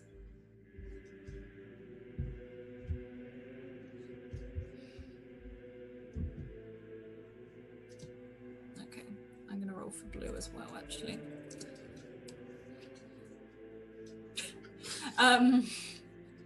Like father, like son. Yeah, I was going to say, from the best. And you're walking along, and it's like the whispering is right by your ear. Right by your ear. I will turn and look. Am I facing a mask? As you look, there's a mask on the wall, just whispering. Its mouth is moving.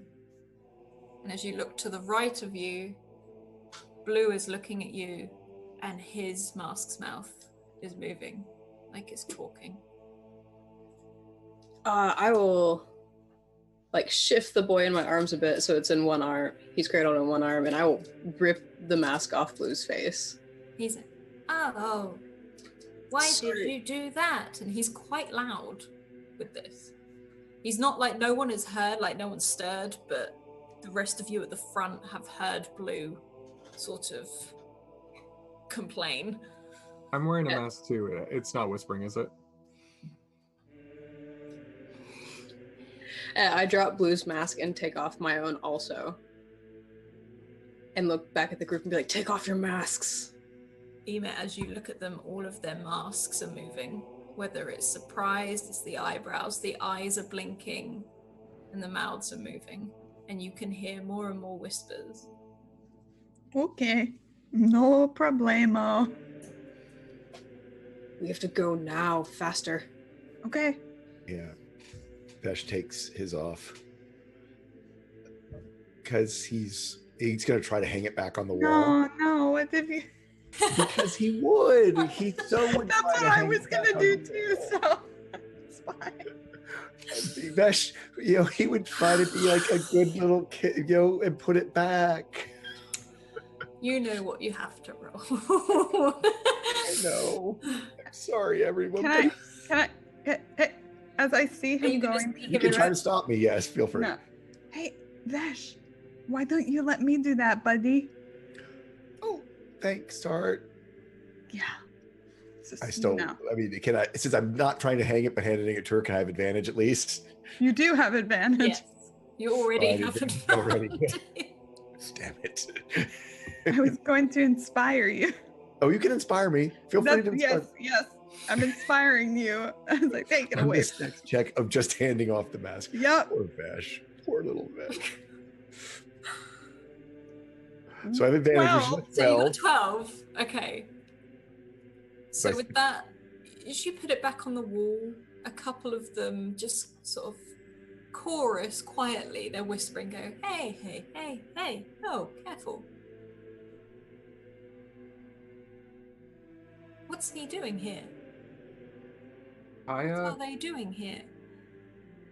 Kaya kind of growing sick of it. She's just sort of taken her mask off, set it to the side, and she's going to put her heel through it. Yeah, roll your strength for me. You got it. Yeah, you go straight through it, and you can hear it's not quite a loud sound because it usually just be wood. Ooh, hang on a second. That was 2d12. I don't know why that rolled. Yeah, that's great. I'm like, Murr. Oh, okay. You don't break the mask effectively. Your heel gets stuck in it. Okay. And it's not a very loud sound again because it was the wood and everything, and you can hear the chanting, but you've now got it stuck to your heel. I'm going to give it one more press, and screw it. I'm going to use one of my nat 20s to just break right through it. Yeah, it sort of shatters into splinters as you stamp down on this mask. And you hear a lot of the masks all sort of gasp and go, ah! And then they go quiet again. I don't have time for masks right now. Okay, let's just go. Yeah, I didn't like these masks before, and now they're super creepy. Mm-hmm. As you walk Emmett wants to look at Blue and be like, those masks are not good, Blue.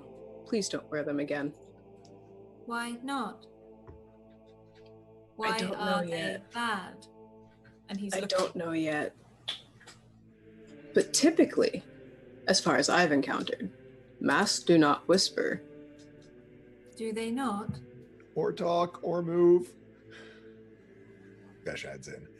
Yes. Did yours not say something to you? What did yours say to you? I don't know the word. Just over and over. Repetitive, like Talon. What is Dalcor?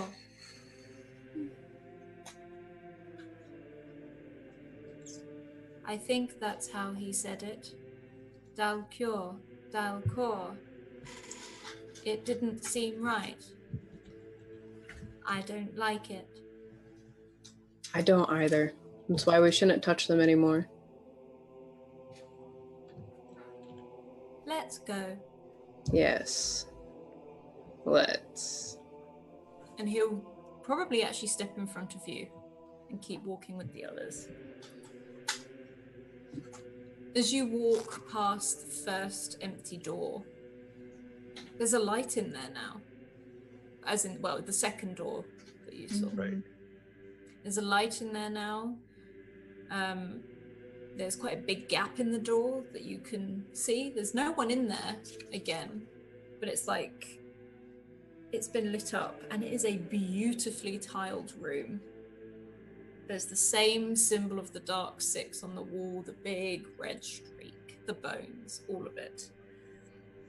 But this room is full of offerings, food, jewelry, fruit, bread, cheese, fine silks, some things you're not even too sure what they are, but they're piled up high with candles all the way around. And we are also at 20 retweets, so I'm going to roll a d4. And then we're going to ignore what you just said and leave. Okay, cool. Okay, Emet, could you please roll a 601, please? Sorry, continue. Yeah, Vesh has no interest in room full of things that look breakable and noisy and piled high. Anything Flammable. high.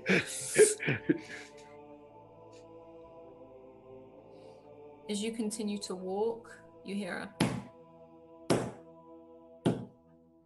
And it's like there's a body throwing itself against the door where you closed the pumpkin. Yeah. And he is just, but mindlessly. If you look in, he still doesn't have eyes. He's just throwing himself at it. It's not like he's making a run for it to get out.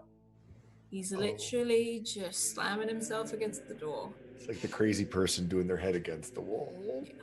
Mm-hmm. I want out of here, Tart. I want to get out of here. Yep, me too. I think we just have to go.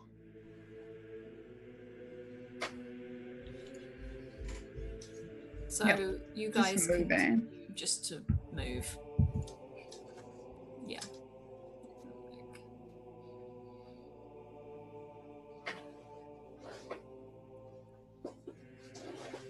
Okay, so you guys continue to walk down the corridor. It's dark. It's quiet. The masks seem to slowly stop moving their mouths, and the chanting once again as you get closer becomes louder and louder. Are you trying to just sneak past the chanters in the room, get back down the corridor? Oh yeah. Right? Yeah. Yeah, because yeah, so we're gonna basically have to pass the corridor that led to the chanters. To the chanters. Yeah, the Kaya, Kaya went down. Yeah. Okay. The psychic attack. Mm-hmm. Could you all roll a stealth check, please? Yes. I'm also gonna roll one for blue. Do y'all want to know early or late? Yeah, I want to know early. You go first. You have advantage. So 14. You have then I got a advantage. D8. I've got a D8 and I'm using it. Yes, I you am do. using it. I am not risking this. I am using it.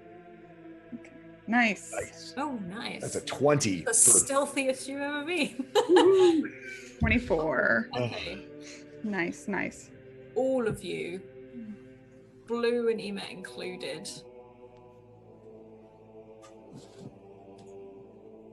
sneak past these people, this chant. And you pass, as you see earlier, the urn that Vesh tipped over by accident. And you can get through the corridor and head up the winding staircase once more. It's completely dark, however, because the stairs have closed. As you head up, you get to the top, you see the same symbol again, the same one you saw on the library floor, and the keyhole, as usual. Takes out the key and puts it in. And As you turn it, it clinks. And you hear, and again, all of the pieces seem to drop and fall into place. And you can see the moonlight once more shining down on you all as the chanting slowly fades into the distance. And you see Captain Arian stood there. Did you do it? Is he all right? I got him. we got him. Oh, God. And she runs over to Talon and sort of like looking at his face like, what is wrong with him? Why He's is... drugged. Okay. We're going to go to a safe house. Safe sounds good. But we do it quietly and we do it quickly. No noise. And she disappears towards the front of the library. It is very, very dark now. Hey guys, it is stealth mission. I'll follow her. Just Uh-huh. walking Does along. Vesh still have the little glowy crystal that we've You been do still carrying? have the little- Okay, so it's not a problem that he doesn't have dark You've vision. got lots and lots of like moonlight casting into this library. You can see her, she looks to Tart, so do you want some help with him? Please. Okay, and you can both move normal speed, you're both got an arm each. And she takes you to a different door in the library. She's like, go out the back. I didn't realise there was a back. But it turns out that halfling went out this way, so I thought I'd test it earlier. And she sort of slips out the door. You can see her look around, like lean out quickly, like, come on. Mm-hmm. And you're in a back street, like these the buildings rise quite high. You can't really see too much because the moonlight is just sort of in patches as it casts through some like alleyways and stuff like that. And she sort of guides you around and weaves you through all these alleyways until you come to a door, a small green door. And she's like, in here. And she opens and looks to you. It's like, get in, get in. And she Okay. ushers you all in. Before stepping in behind you and closing the door shut. And you see her strike up a match and start lighting candles around the house. I don't use, if you could turn your crystals off, please. I actually get no. Vesh doesn't know how to try. It's like She looks at us, just, yeah, Twisted. gink. perfect.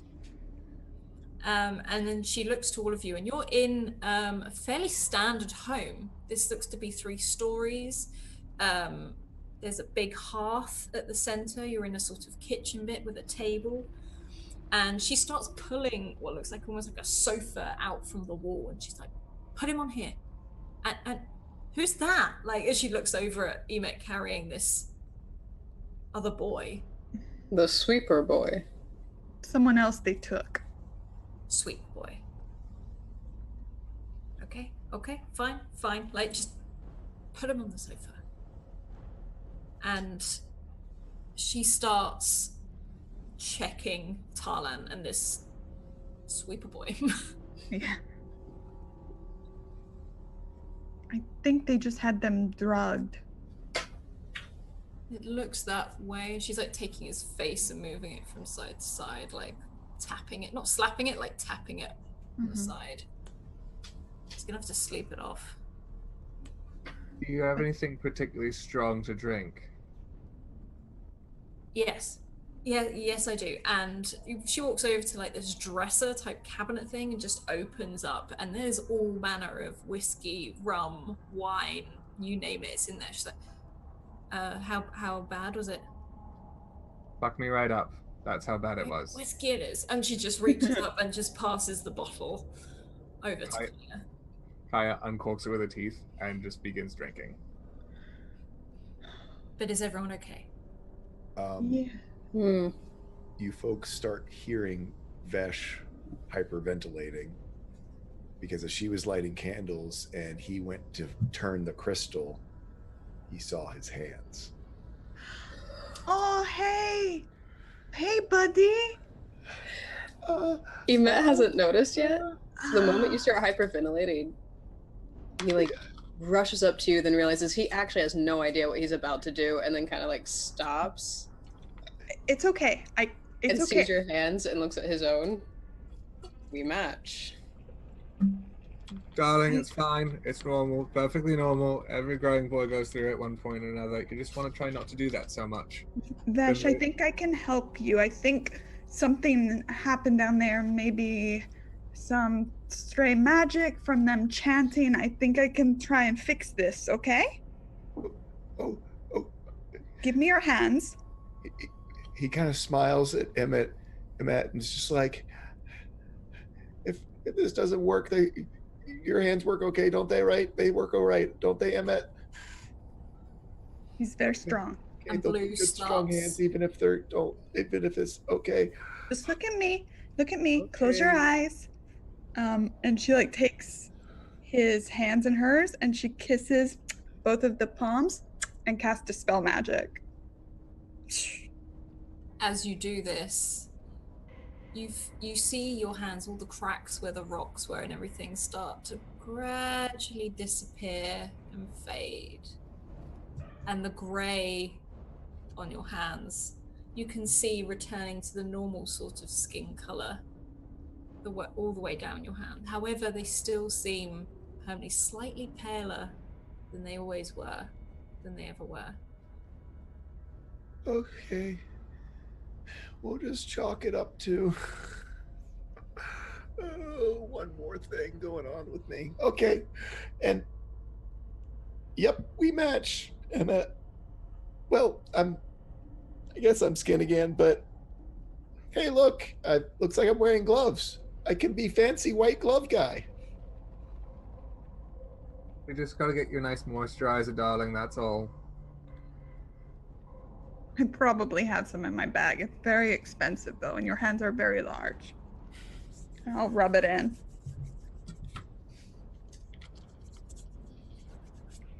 Thanks, everyone. It's okay, you should see mine in winter. They're scaly, they're awful. You think that I was like a shifter or something.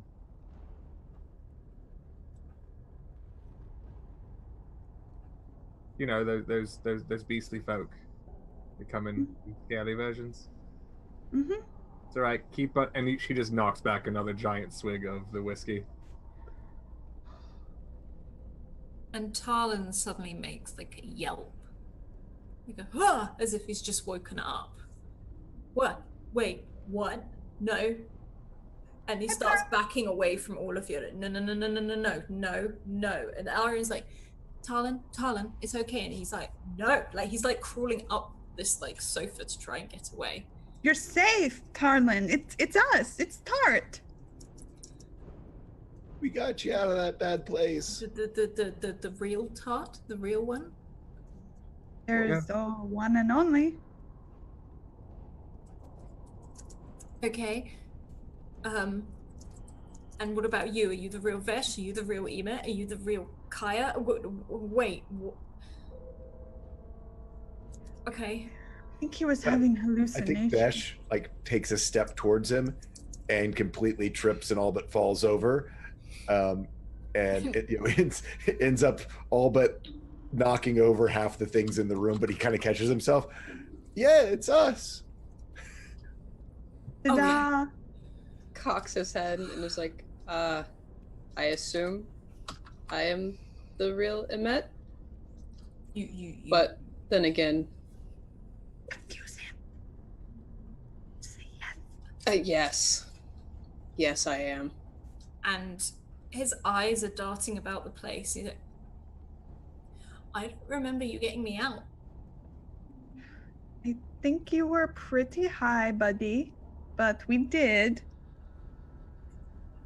Sweetheart, you're as high as an airship. You're fine. Go the fuck to sleep. That's what we all need. Just shh. Please. Mommy's got a bit of a hangover. Oh. Okay. But they're not going to come back, are they? They're not going to come. I mean, I don't want to be a vessel. I don't want that. I don't. No. Hangover looked at Captain Aaron. Can they find us here? I don't think so. This is we should be all good. Who can we talk to in the morning? I will take you to the castle myself. I am, after all, part of the King's Lantern. So, he is away currently, but I will take you there, and that is where you will remain, and that is where you will stay safe. Not that I think your, and she looks at Tart, that your face isn't beautiful, but I advise Ophelia's face when you walk in there, please. Oh, thank you. I have made arrangements, but for now, here is fine. For one night at least. If anyone was looking for you and they knew I was with you or knew Tarlan was with you, the first thing they'd do is go for the path to the castle to cut you off.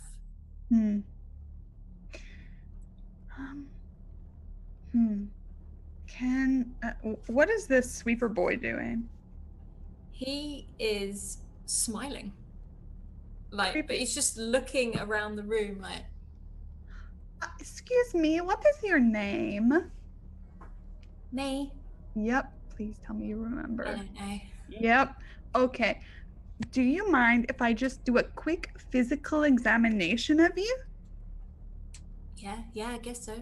Okay. He's still sat there with a bit of a chain on him as well. Uh-huh. Around his ankles. Great. Yeah, of course you I'm can. gonna examine his wrists, his chest, kind of places that would be targeted or bound in any kind of ritualistic fashion. I'm looking for signs of what's been done to him and why he's calling himself a failed vessel. Okay, you want a medicine check for me, please? Nat 20. Okay, so as you're sort of feeling his pulse and everything, he seems quite weak, quite frail, but you probably guess that's probably from being kept down in this weird dungeon place for a long time. He seems kind, but not with it fully. You can guess he was probably taken from a very young age and has been there for a very long time. And he's looking at you as you're doing this. He's like, it rejected me. It's okay. What did a machine, person? I don't know, a thing. It didn't want me as its vessel. What did it look like? Oh, I never saw it. I just saw the priests would talk to me about it and how much of an honor it would be. What did it sound like? Were you ever in its presence? It must have examined you. No, I felt like I was asleep, and I met something whilst I was asleep, and I never do that.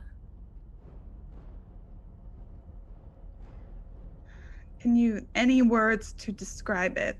Did it have a voice? Do you remember anything? There were many voices, but the one meant for me was a deep voice. He said, I was too young. He was too strong, and I was not ready. Apparently my muscles aren't very good, and my mentality. There were many voices. Do you remember precisely how many? It felt like I was in a crowd and he pushed through. I did see some once. They look like you and I. Kind of. There's a difference, but I can't describe it. They said they dwell in the Dal core, that's all I know. Or the Dal cure, or the Dal... I don't know. Does that sound familiar at all, Alice? Can you roll a history check for me? In fact, is everyone listening to this, or... Yeah, but I'm a bit fuzzy at the moment. So. I figure, yeah. Nat 20. Look at you. What is 2 in a row? No thanks. No thanks. Yeah, Tell no, me. that's... Okay, so what Jay, I'm gonna have you roll with advantage on this one Okay. because of who you are. And also Tarts, you will have heard of this before. The Dal core is something your mother has chatted to you about. Casual breakfast convo. Casual breakfast convo, trying to just sort of educate you and all this. You remember it at the back of your mind, and you know it's called the region of dreams, is something that you've heard it called before. What is that? Yeah. Sounds familiar.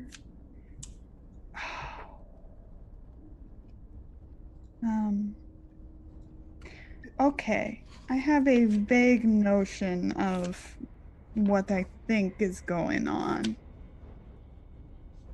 Well, that would be lovely, because I haven't got a clue, and you're wonderful and brilliant, Tart, and you're great, so go ahead and please tell us. Thank you. I'm getting so many compliments tonight. And she like smiles at Arian. Okay. Vessels. So they're this right. They're a cult worshipping these gods of evil chaos, and something to do with the traveler who we know has walked the earth before. I'm guessing not in a god form necessarily, but maybe they are in this dream place because these gods aren't here anymore, if I remember correctly. They're not really thought of as necessarily being real all the time. So maybe they are trying to summon them and put them in a corporeal form and using people and testing people. That makes perfect sense. When you put it that way, what does that mean? It means I'm super glad that we're not there anymore. Oh, I will drink to that. You know what? I'm still drinking. Yeah, here we go. Drinking more.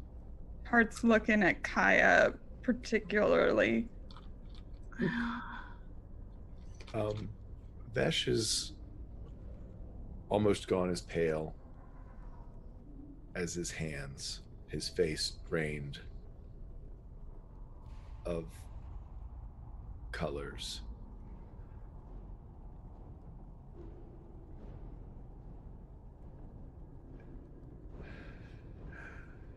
When the merchant tried to take me to other Kalishtar,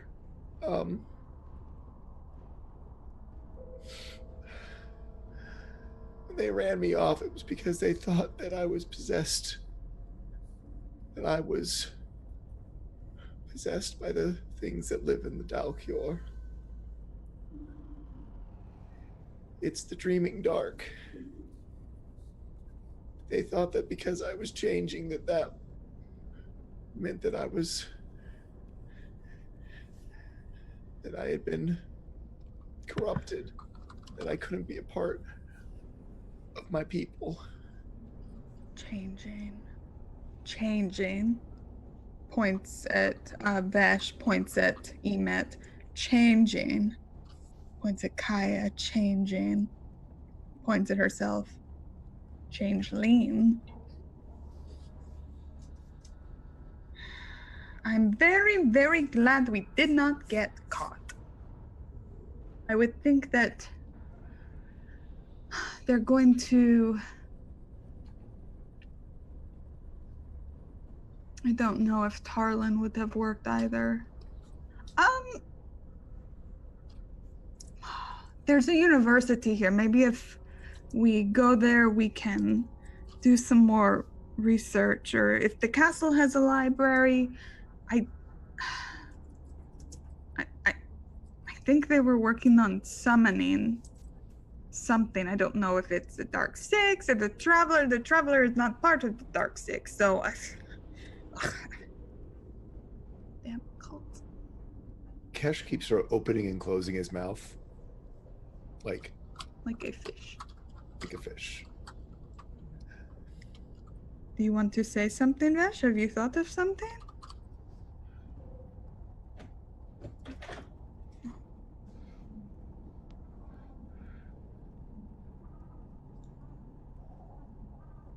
No, I'm good. Do I think he's holding something back? You could both roll opposing perception, maybe, or something, the equivalent, or perception and deception. Insight, Yeah, Ty, you can tell he's hiding something.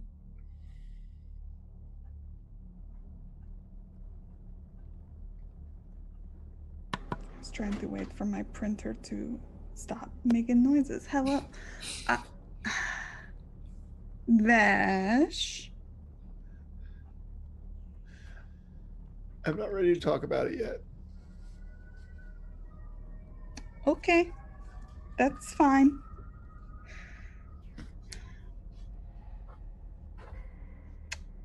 Vessel. And this is a perfect time just to take our last and final break. So everyone who didn't go for break, including me, is going to go and have a quick break, and we'll be back in 5. So see you in a second. Jay, what should we talk about? I was thinking actually might be a fun thing to talk about because I love to commission artwork. And so I can talk about the wonderful artwork by my good friend who does commissions, Allie Briggs. Cool. So this is my NPC for my campaign.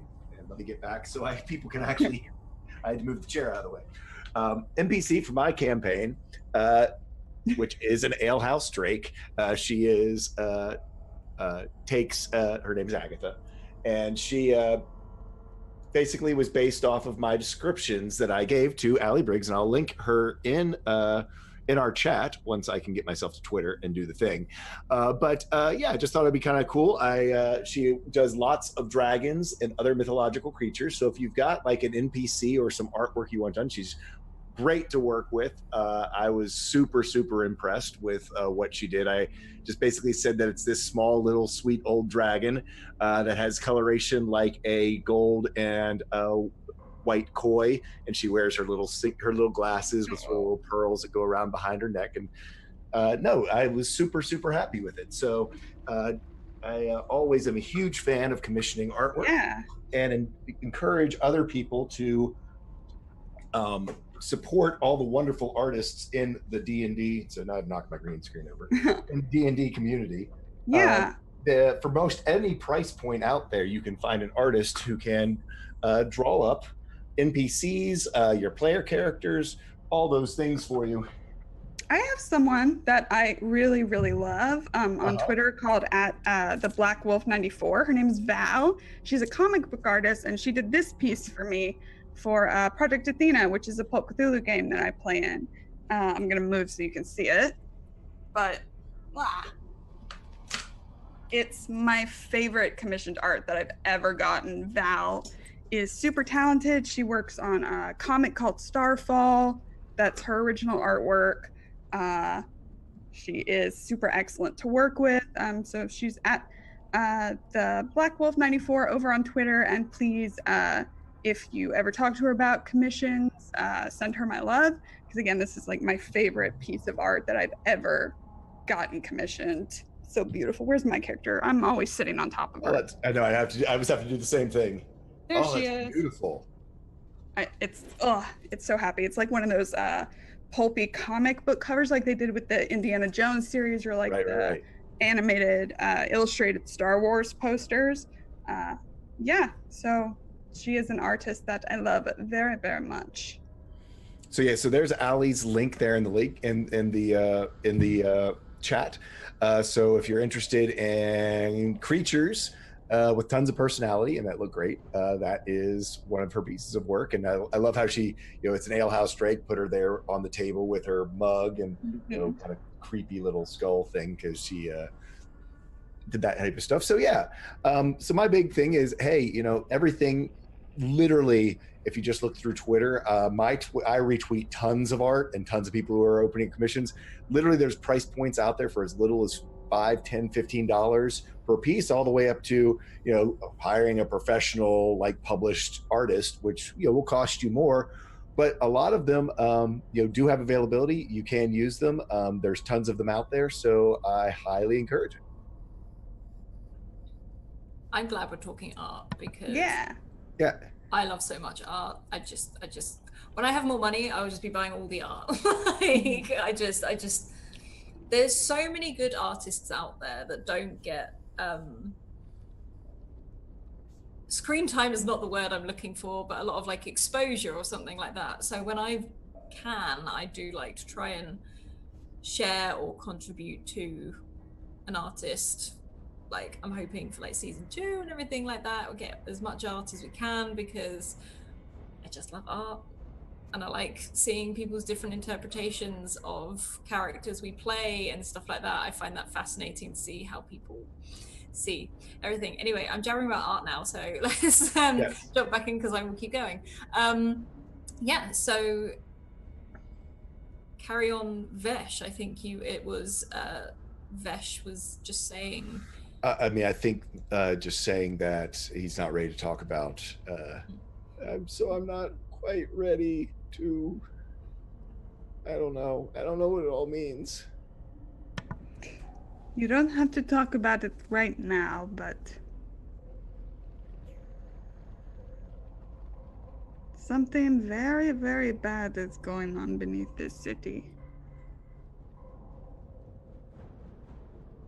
Yeah.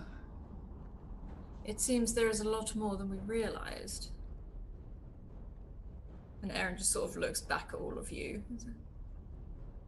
Did you, Tart? Did you see that Demetrius had entered the library before you? I heard that he told someone that he should be expecting Ophelia, which... I have no record of this person entering the city. He comes from a very sneaky family, so I'm sure he could find a way in. That would make sense. There seems to be a lot more going on around here than I thought. I always thought he was a pretty good guy. He could be. We just don't know yet. If it's him at all. Right. There's magic that can change you, not naturally like I can. Arcane spells, there are other creatures who are capable of mimicry to a certain extent.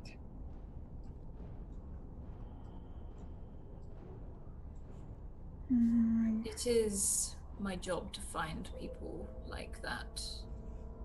And lately, there are so many.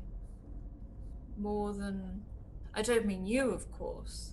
I mean ones with not as good intent as you. There's a reason. And she sort of judges, second guesses herself briefly. The king is not on holiday.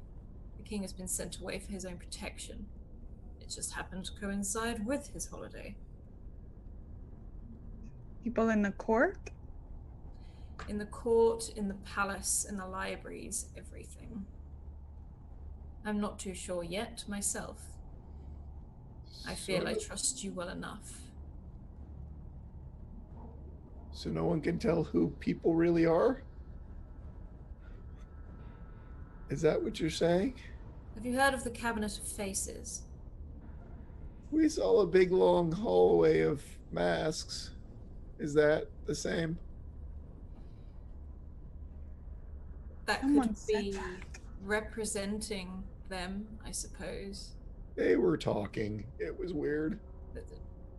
Who was talking? The masks. Oh, Like they were alive. I killed one. good.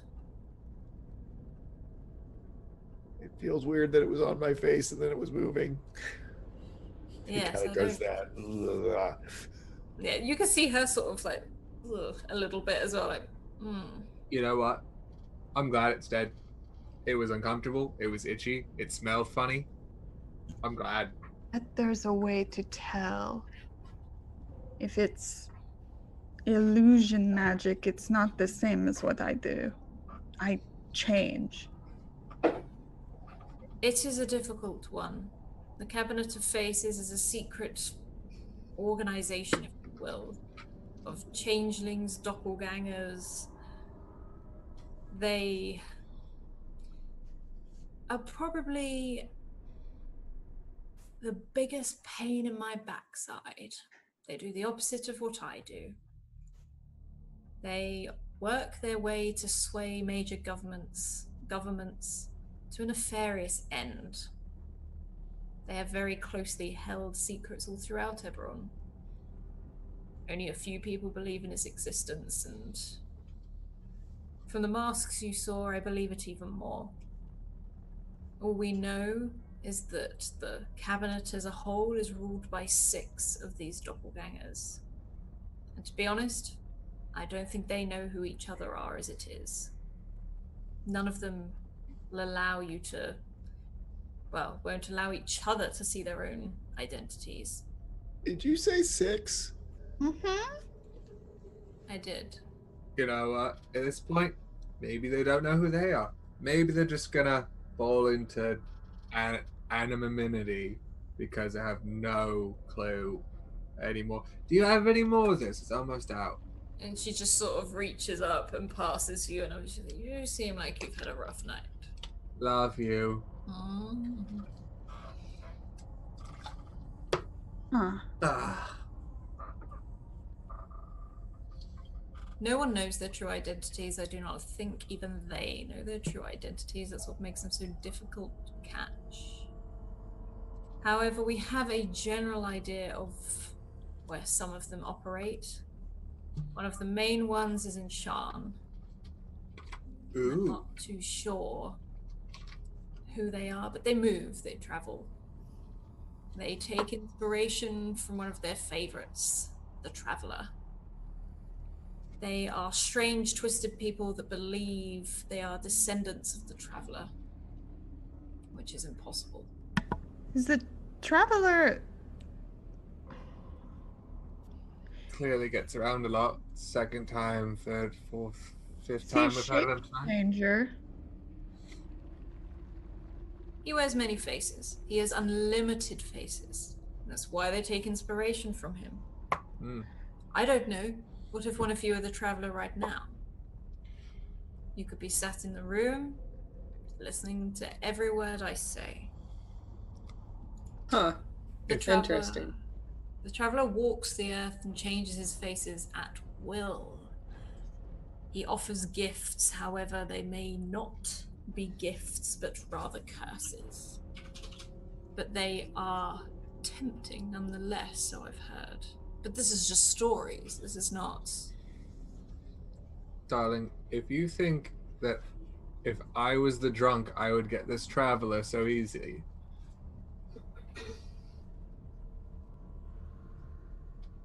Why don't you sit down? And she just sort of slowly pushes you down into like a comfy chair, just like... This is nice.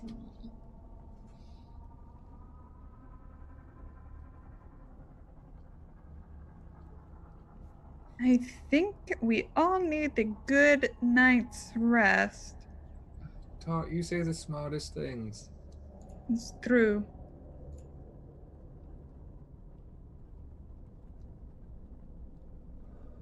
I suggest you all rest. I'm sure, and sort of looks over to Emet and Blue. You can help me stand watch and maybe give me a break every now and then. Of course. Then I believe we should all sleep. I feel it is for the best. If this so agrees with you, and tomorrow we head to the castle. Mm-hmm. Ooh, are we gonna meet a princess? No, Kai, you're not going to meet a princess. I'm sorry. Can I become a princess? Probably not in this city. Oh, okay. Yeah, that's fine. You probably have to vote, and I'm not good at public speaking anyways. The one thing I will say to all of you is just be on your guard and stay with each other. Okay? Family's important. That it is. I will retire for now, and then I'll be up in then she turns and looks at Emet. I will be up in 2 hours to come help you and that one on the watch. Blue. Blue. I will come help you on the watch. And Blue just nods. Would you like me to show you to some rooms? They're not much. Great. Kaya's already asleep. Yeah, okay, so like Kaya, you're like in like this armchair and you're out, like the jaw drop, sort of snoring slightly as you have that sort of passed out sleep effect. And Erin looks at Vesh and Tar says, "Follow me." Floor is fine. I don't fit in many beds. Well, if you want, we can light up the hearth and you can stay down here to be warm.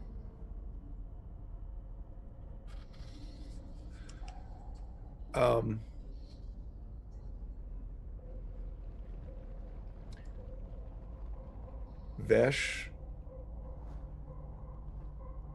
where did the little sweeper boy go? The little sweeper boy is currently just sort of still sat on the edge of this sofa, basically waiting to be told what to do. He's probably gone his whole life being told what to do.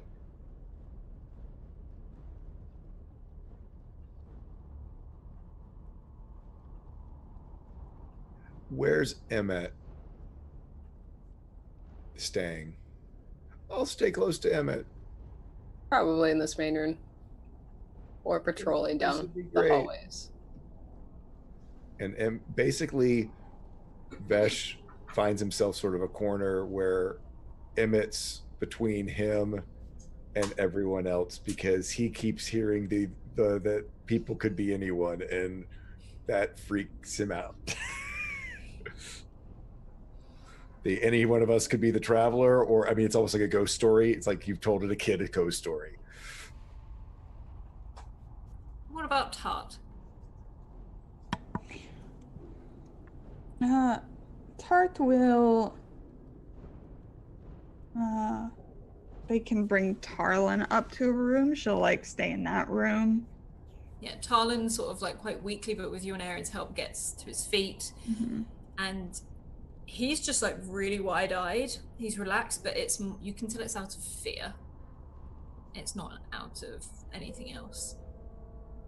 And Aaron shows you up to this room. It's a room with like 4 or 5 beds in. It's just somewhere to put people. She's like, I will be in the room next door. You yell, bang on the wall, do whatever you can if you hear anything. And she helps you put him in one of these beds. And he sort of shudders as you sort of pull, Aaron starts pulling like this duvet sort of thing over him. Mm-hmm. And he just lies there. If there's a mirror or a vanity in the room, she's just gonna sit opposite of it and just stare at it until she drifts off. Erin will pull you aside briefly before she lets you go. I understand you're of House Philarin, correct? Mm-hmm. I don't know if you've ever had any dealings with them or any of the sort, but do you know of House Cannith? Vaguely. All I'm saying is, under these circumstances, do not trust a member of House Cannith. It is, I mean, rumored, of course, that many of them believe in the Traveler. And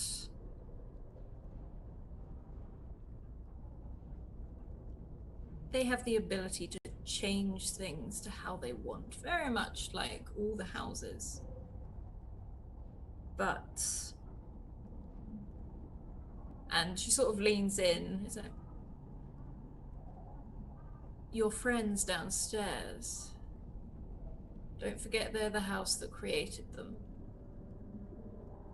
Just bear that in mind. Good night. And she sort of walks out and closes the door.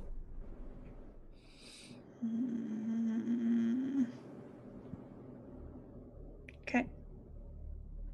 She kind of sits back in like a rocking chair or something, puts a blanket around her, stares into the mirror for a long time until she falls asleep. Yeah, you drift off to Talon is asleep, but you can just hear him going, not the vessel, not that. He's just whispering the word vessel over and over before he too fully drifts asleep. Downstairs, Kyra's passed out on this sofa type thing. An empty bottle falls from her hands and rolls and sort of makes the young boy jump. And the little boy sort of jumps up, and Vesh, if you look up, he sort of stood quite near you, just sort of looking at you. More inquisitively, nothing like weird. Hi. You're my age. But you're really tall. Yeah. I'm a bit.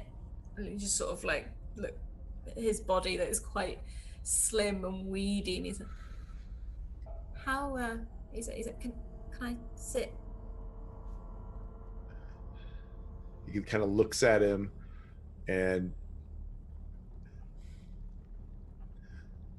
are you really you? I think so. I haven't been anyone else. But how would we know? I don't know. How did you test that? I don't know. Emmett. What happened? It's really somebody. What happened when you spoke to Kaya's mind directly? Oh, I heard different voices. It wasn't the same voice. I've heard echo, and I heard I don't know whose other voice I heard who was saying things, but that's a good idea. And so I talk to the boy's mind to see if the voice I hear back sounds like the boy's voice. Is this really you? Hi, I'm Vesh. As this happens, the boy smiles, and without moving his lips, he goes, "Oh, you can do that too."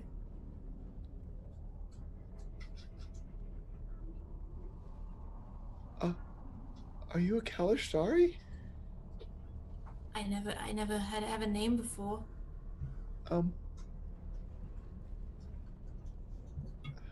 What does that mean? It means that you're never alone. Oh. What? So Do you ever kind of feel like sort of like something like you know how to do things you shouldn't know how to do, or that you remember things that you know aren't your own memories? I have sometimes, but I mean, I never really spoke about it. It made the monks mad. They didn't like it. I think it was while I was a reject vessel. There's already someone in there.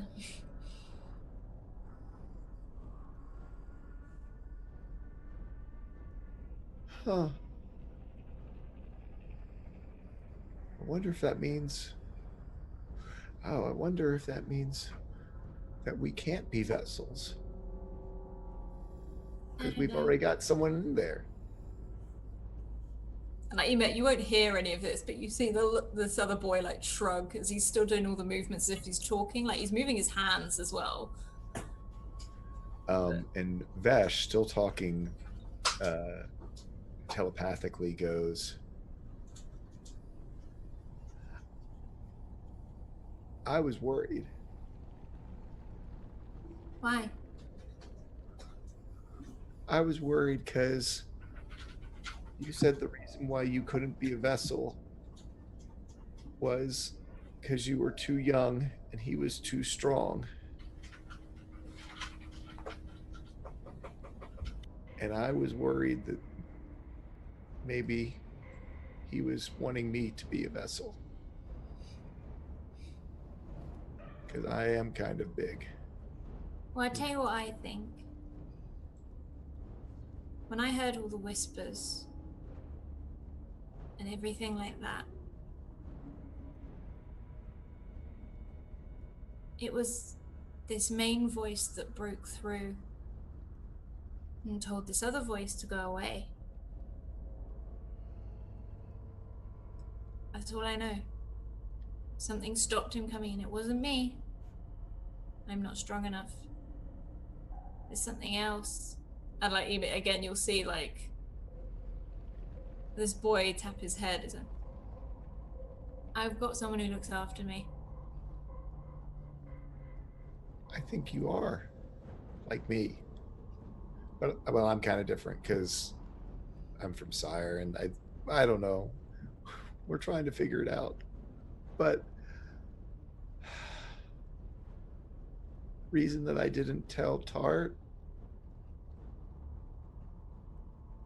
is because if it would have meant that I could have been in the place that he showed me, I might have said yes. But you didn't. No. And that's what makes it better. Yeah. We're probably being rude to Emmett. You think we should talk normally? Yeah. Okay. And this boy just turns and looks at Emmett and smiles. Sorry. Sorry, Emmett. You are fine. So this whole time, Emmett was watching, waiting for a hint of any sort of aggression or any sort of like negative emotion. But at the same time, I was like, would I actually recognize it? Is that it? No, I think. Okay, and then when that happens, like, yep, I read all that right. Everything's fine. So, do you have a name other than Sweeper Boy? If I do, I don't know it. Huh. Do you want a name other than Sweeper Boy? I guess so. Sweeper Boy's not too great, is it? It's not.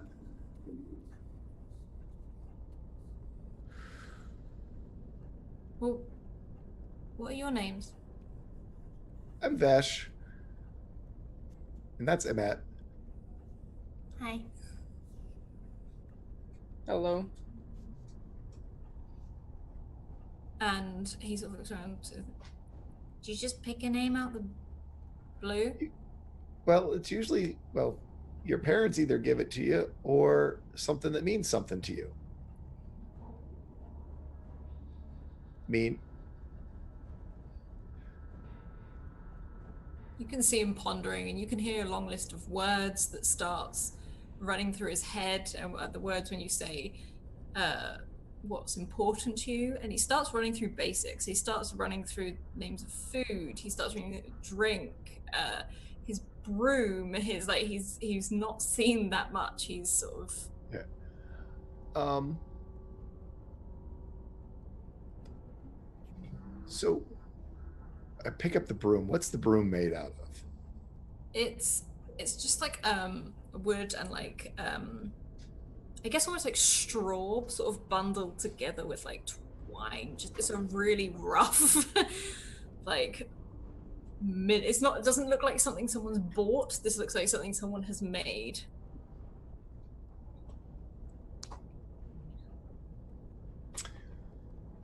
Well, I was thinking your broom's made out of straw, but that's kind of not a great name. But there's lots of straw is kind of like the rushes that grow near ponds. Maybe we could call you Rush. And it's kind of like a Kalistari name. Some I of the like ones that. that I heard. I like that name. I'd quite like to see a pond. What is a pond? It's full of water. Well, we'll see the river tomorrow, and the pond is just a river that doesn't flow anywhere.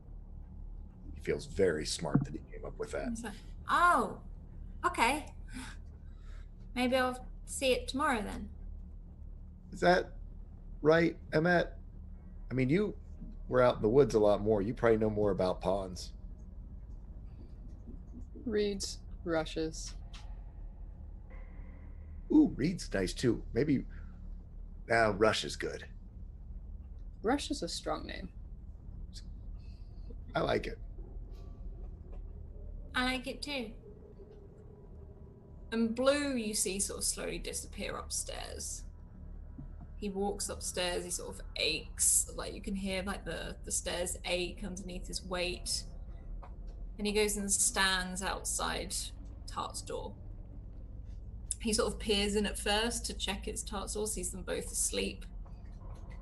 And you can see Harlem muttering and working away. While Tart's sleeping, something that doesn't usually happen is she's dropped any form and she's in her natural form, which is translucent skin, very tiny, about 5 foot or a little shorter, long white hair that might have a pink tinge but is also completely translucent, and her eyes open and they're just white, and she just kind of sits up and says empty, and then falls back asleep, slowly returning to Tart's form, but it takes a while she's sleeping.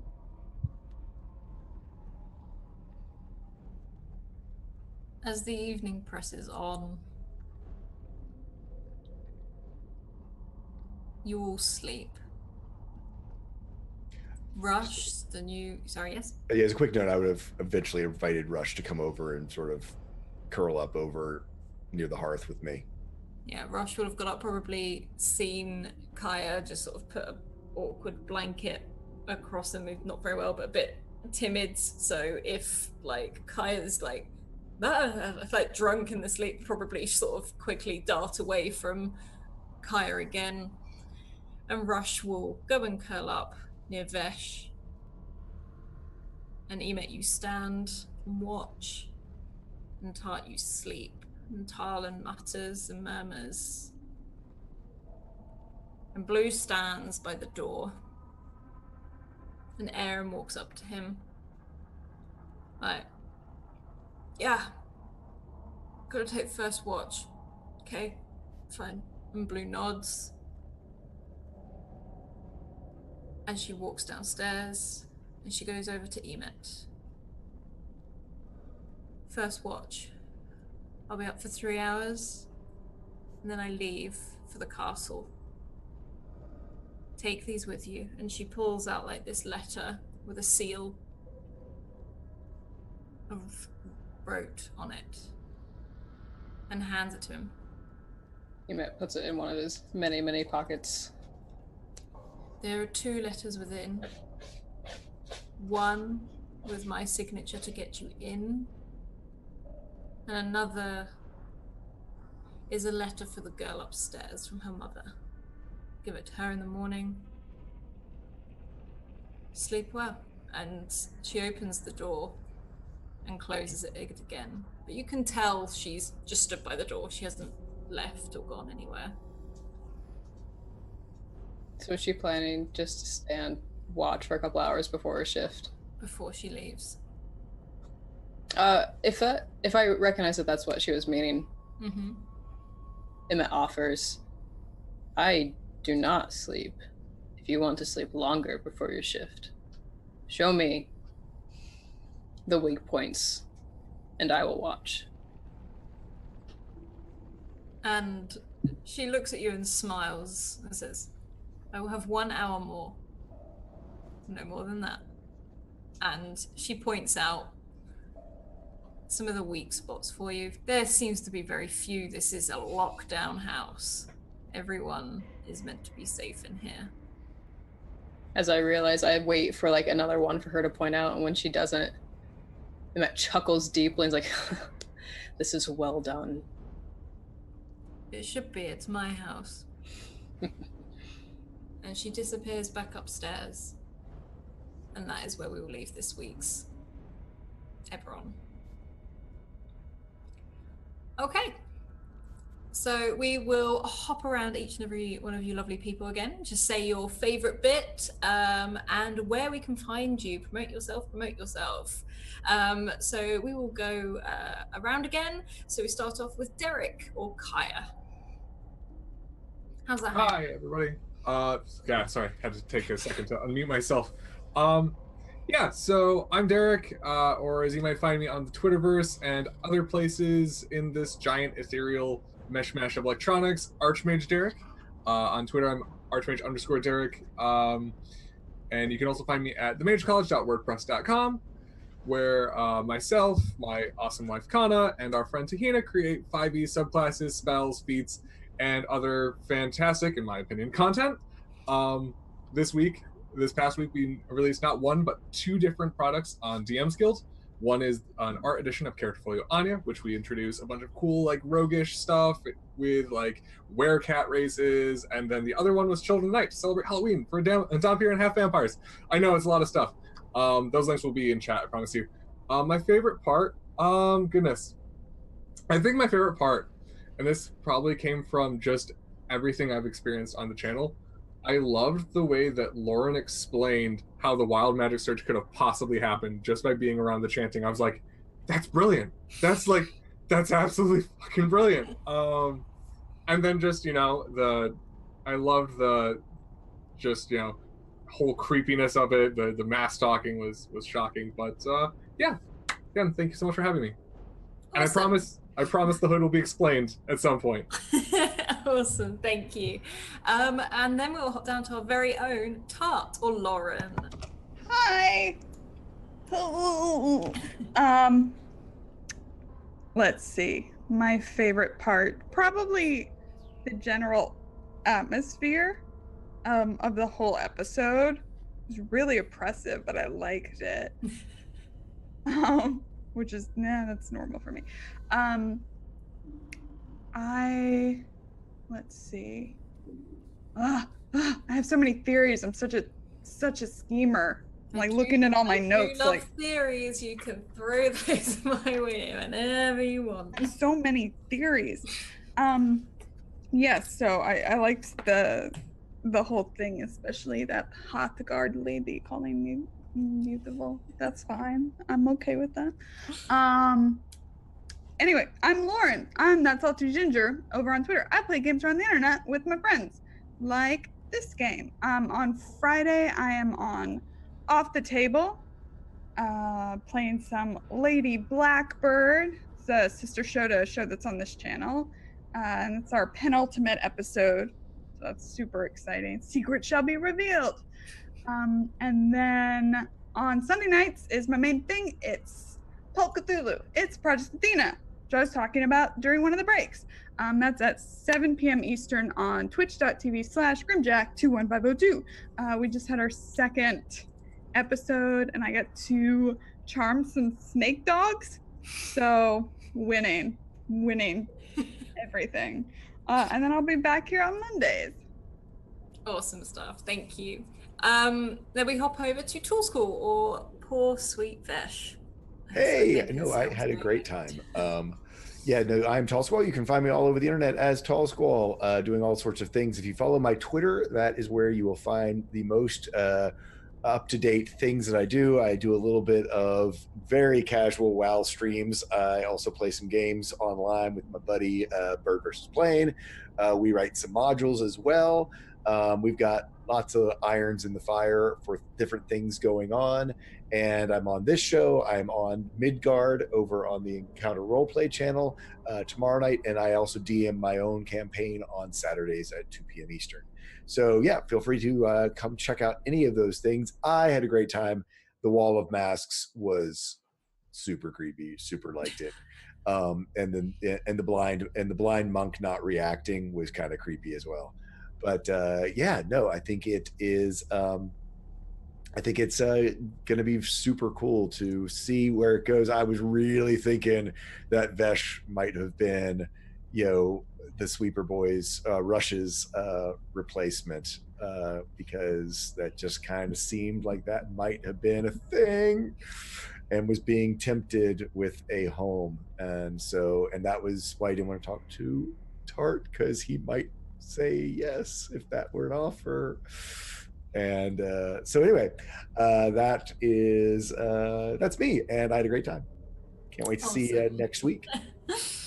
And last but certainly not least, Ash or Emet. Hey guys, I'm Ash. I'm Phoenix of 89 anywhere. Pretty much if I'm there, I'm Phoenix of 89. And the next time I will be streaming will be here, but then in 2 weeks, I will be playing an Invisible Sun game on the Notion for the Monty Cook channel. And it'll be, I think, the season finale for that section, so that's going to be exciting. Awesome. Then for a favorite part, oh gosh, the Whispering Masks were amazing, but also just the creepy guy without eyes. He might have been my favorite. That might have been my favorite part. Creepy guy without eyes. Note that down. But anyway, before we go and raid, I'll wrap up with a few bits. But can we come up with a war cry? We are going to, we will be raiding Mini Trained Main. So we need a war cry to throw that way. Eyeless monks. Eyeless monks, just to really freak people out on the way in. Eyeless monks, just send the fear elsewhere. Anyway, our Discord, come and join our Discord because there's awesome people in it. You can come chat D&D or TTRPGs. You can chat about some of our campaigns, or you just want to chat. Like, it's an awesome group. We're really, really proud of our Discord family. YouTube, if you missed this episode or didn't quite catch all of it, it will be up on YouTube tomorrow, so never fear. And if you want to binge watch the ones before it, you can also do that, as we now group them all in playlists so you can work your way through them. Twitter, if you want to get into one of our games, all our viewer games are booked up until season 2. Can't quite believe that, but yeah, it is. So we're going to introduce more viewer games next season, including the Cypher system. So it's not just D&D we're bringing to the channel for viewers, which I'm pretty excited about. But if you want to be in something like that, drop Scrat a DM over on Twitter. You'll get in the diary and we will find you a slot ASAP to get you on the channel.